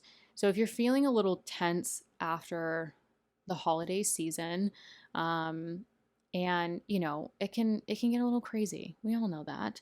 Um, I would say for Aquarius risings, you know, maybe some of you just need some solitude, some time alone, and noticing how if you can take the meditation, the rest, the recharge, how that can actually create more innovation and more change to the relationships with family or the relationships with the people you live with. This could even be, innovating and changing relationships with the people you live with to, like, they could be providing you or taking care of certain things or innovating the way you exist within the home that provides you more time for yourself to rest and recharge. So definitely pay attention to the area of solitude, meditation, dreams, subconscious thought patterns, and how that can, like, leaning into that can create a lot of, like, even welcomed innovation and change to relationships with family, home, even property or real estate, as well as on the table here. Additionally, in this time period around the 12th through the 13th, there's going to be a full moon in your Cancer 6th house of daily work, health, and routines. I think this could be a turning point for a lot of Aquarius risings because this full moon is culminating something around work, health, and routines, or illuminating something around your work, health, and routines that is literally blasting light on this Mars retrograde here.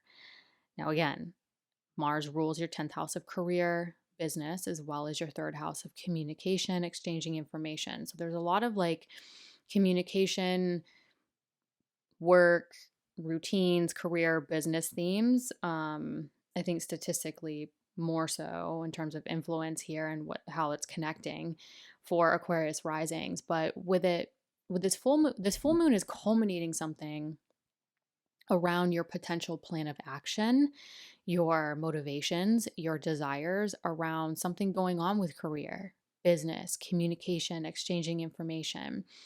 So this could definitely be a turning point in sort of, culminating something to keep assisting that plan of action around those themes. This, I mean, technically speaking, if I'm looking at the degrees as well, this could also potentially culminate or provide insight to what Mars was kicking up the end of October. So if you go back to the end of October, what was going on with communication, work, health, routines, business, that now you have a different perspective on, or you have a more tailored plan of action around, um, compared to the end of October. This also could be culminating something that you were planting seeds around with the new moon July 5th, 2024. So it's just some tidbits to think about. Lastly, not lastly, one more thing. January 27th, Mercury is going to enter your Aquarius 1st house of self, body, appearance, identity, and how you show up in the world. Now, Mercury rules that 8th house of transformation and other people's resources, including your partner's resources, as well as your 5th house of creativity, self expression, really the 5th house of joy, enjoying yourself. So, this could be a good time for a lot of Aquarius risings, in my opinion, to have more, like, communicate. You could be communicating your needs around resources, around, your creativity, your self expression. You have to remember too, when Mercury enters your Aquarius 1st house, it's pretty much immediately applying to a conjunction with Pluto here. So this could be communication or conversation that initiates transformation around resources, creativity, creative projects, self expression that could quite literally assist you in transforming or stepping into an appearance or identity that, feels aligned to you, or having other people see that in you.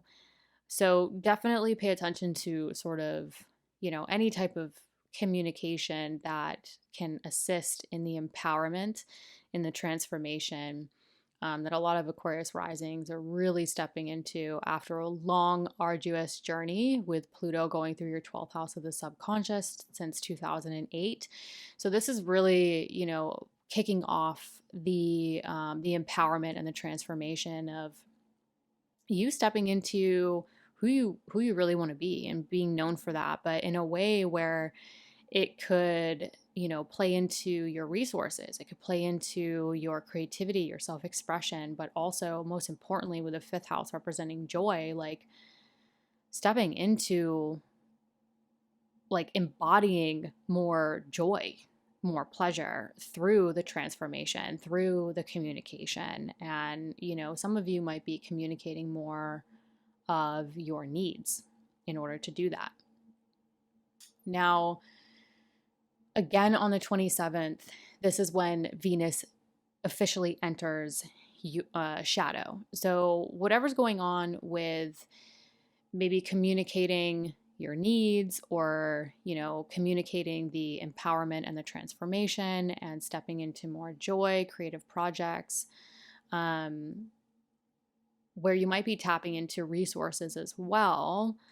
Venus entering shadow in your Pisces second house of earned income could start building those contextual clues around, maybe looking into the financial themes and investing in that growth and potential that provides you more joy and pleasure, or investing in the travel that's going to feel joyful, or help you step into the self-expression, the empowerment, feeling good, enjoying life pretty much. So definitely look out for those contextual clues around how Venus could start this, journey around like what's going on with home, family that feels loving, that feels valuable, that you want to lean more into, feelings supported in the best way possible, and how that can, financially also support sort of the growth and potential in your life. That's also playing into maybe how a lot of you are stepping into more joy, right? Like a lot of Aquarius risings, you've gone through a really intense journey with that 12th house of the subconscious for a long time. And I feel like that 2025 is really kicking off the change and the empowerment and the transformation into stepping into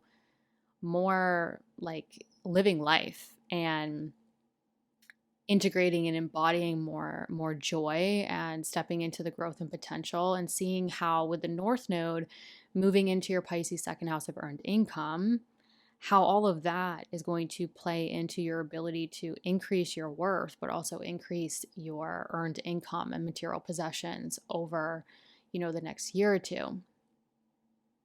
On January 29th, this new moon in your Aquarius first house comes along. And I think this is a really beautiful new moon for a lot of Aquarius risings, where maybe some of you are going to start to feel that clean slate, planting new seeds, creating new chapters, after maybe sorting a lot of this out or stepping into the nodal sort of reviewing and revising with the personal planets going on, and especially March, April, and the eclipses in your financial houses. But we'll get to that when we get to it. But I think this new moon will be I think it will be a really great new moon for Aquarius risings to plant those seeds, to start the new chapter around embodying what you want to embody, the, stepping into the identity, the appearance, how you want to show up in the world.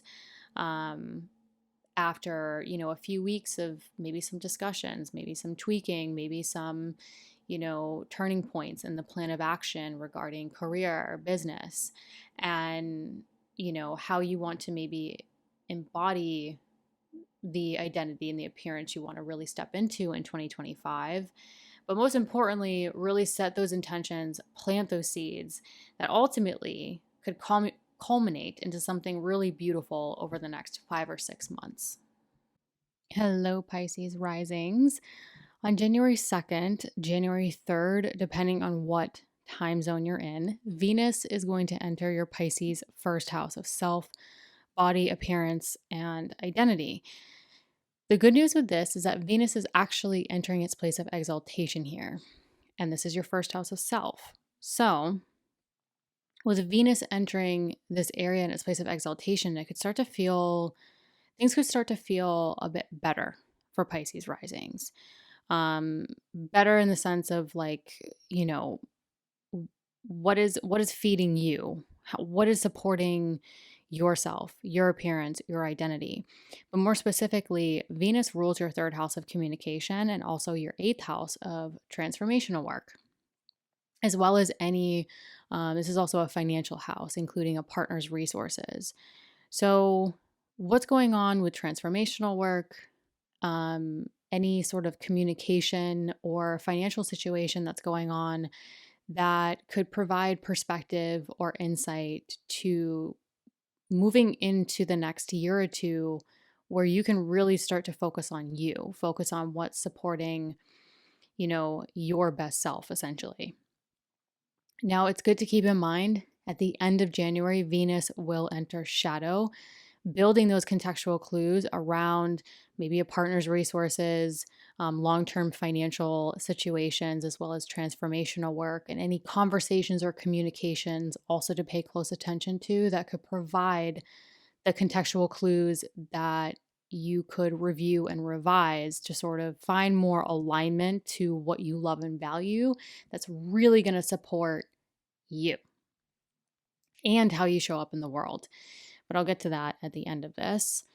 On January 6th, Mars, still retrograde, is going to re-enter. It's going to back into your Cancer fifth house of creativity, self-expression, joy, also children, if that's applicable to you. Now, Mars rules your second house of earned income. It also rules your Scorpio ninth house of growth and potential. So really anything you pursue in terms of growth and potential, including, higher education, continuing education, it could be teaching, publishing, spirituality, travel. So again, Mars rules your income and your growth and potential. And it's you're still in that revisionary period with this Mars cycle around your core motivations, your desires, your plan of action around a financial situation, but also could be the growth and potential situation sort of playing out. So we're still kind of in this weird limbo, but the good news is that even though Mars is retrograde and we're still in this revisionary period around our actions or plan of action for you around finances, growth, and potential, Mars re-entering Cancer is actually going to start to trine your first house of self. So I'm hoping that Mars re-entering this area, whatever's going on, it's really in service of, again, supporting you, your identity, and with the North Node entering your Pisces first house this month, which I will get to, things can start to really heavily focus on you, really how you want to show up in the world, your identity. So I'm hoping that Mars sort of backing into this and trining your first house could really be in service in terms of whatever plan of action is going on. It could be really in service of supporting you on a very personal, visceral level. Now, additionally, on Mars 6th, Mercury in your Sagittarius 10th house of career and public recognition will square Neptune in your Pisces first house of self. So this could have communication, for a brief couple day period, there could be conversation, communication, written or spoken, that could feel confusing, could feel idealistic, could be a bit dreamy even for some of you. The thing with this, with if I zoom out and I look at sort of how everything is playing out over the next couple months, the conversations and communication, even if they seem idealistic and not realistic around this time, um, I would go with it because Mercury is going to continue on in this closing square with Neptune and eventually join Neptune in your first house of self with the North Node, with Venus, with Saturn. So, again, a lot's going to be starting to join in your first house of self. So, whatever conversations or communications, again, even if they're idealistic or dreamy, could, you know, it could become a reality. It could sort of play out. So, see what happens. Don't completely, if it feels good, if it feels like something you want to turn into a tangible reality, lean into it a little bit more. See what happens with the square aspect. It is an action aspect. And Mercury rules your seventh house of partnership, personal and professional, as well as your fourth house of home, family, property, and real estate. So maybe the conversation involves some form of partnership, property, real estate, home, family that might feel maybe a little confusing, or maybe plans seem a little lofty. But, it is a square. It could be a little bit, again, idealistic or confusing, but it could, I think it will play out, especially or culminate March, April of 2025 when we have eclipses there, really changing things, amping things up in those areas, creating the action and change, especially to career, home, and family. So just see how it pans out and unfolds. Lean into it a little bit. Now, the good news with that Mercury Neptune square, that for some of you might feel dreamy or confusing even, the Mars retrograde that just re-entered your Cancer fifth house of creativity and joy will actually trine this Neptune. So whatever conversations or things that are coming up, it could start to play into the plan of action around creative projects, creative pursuits, self-expression, children if applicable to you. That again is in that trine configuration, creating ease, creating natural flow to the support of your identity and how you want to show up in the world. Now, January 11th, that North Node officially enters your Pisces first house of self, body, appearance, identity. This happens once every 18.6 years. So this is really starting a journey over the next year or two where you can really start to focus on you and how you want to show up in the world and create the necessary changes to career, business, public recognition, as well as home, family, property, and real estate in order to do so. January 12th through January 13th, give or take a few hours or even a day, depending on what time zone. This time period is interesting because the sun is illuminating your Capricorn 11th house of friends, groups, communities, and long-term goals. And it will trine Uranus in your Taurus third house of communication. So something's being illuminated around your social network, your long-term goals that could create sudden conversations, sudden short distance travel, sudden innovative ways around technology, communication, especially if you work in those fields. So something to keep an eye out for, especially if you work in those areas, and you're looking to your social network or your long-term goals and how you can sort of innovate those third house themes. Additionally, in this time period, there will be a full moon in your Cancer fifth house of creativity, self-expression, joy, and children, if applicable to you. Now, what's interesting about this full moon is it's illuminating those fifth house themes, but it's blasting light on to that Mars retrograde that just re-entered this area. So again, Mars rules your second house of earned income. It also rules your Scorpio ninth house of growth and potential.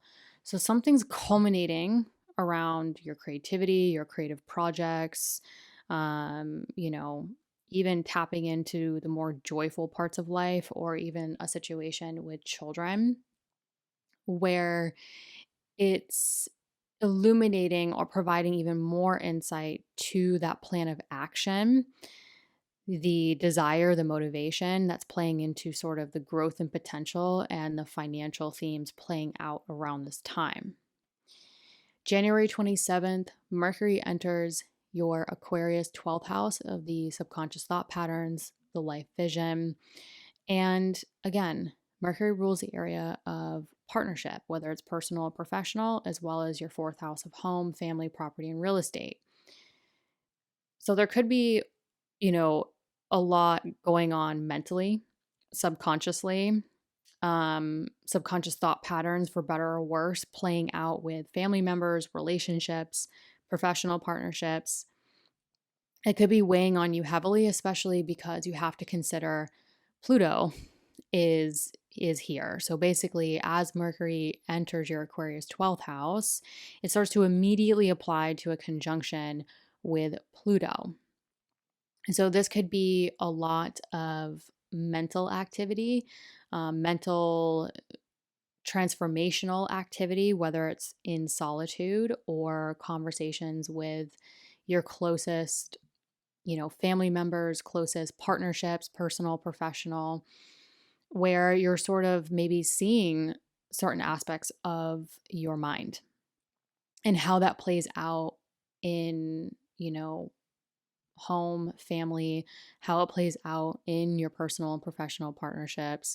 I would definitely pay attention to, because Mercury is the planet of communication, whether it's, written, verbal, etc.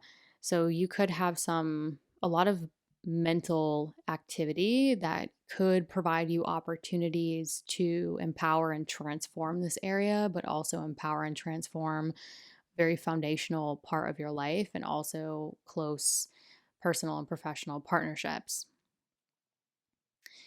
Additionally, as Mercury's sort of kicking up that activity there, Venus enters shadow the same day.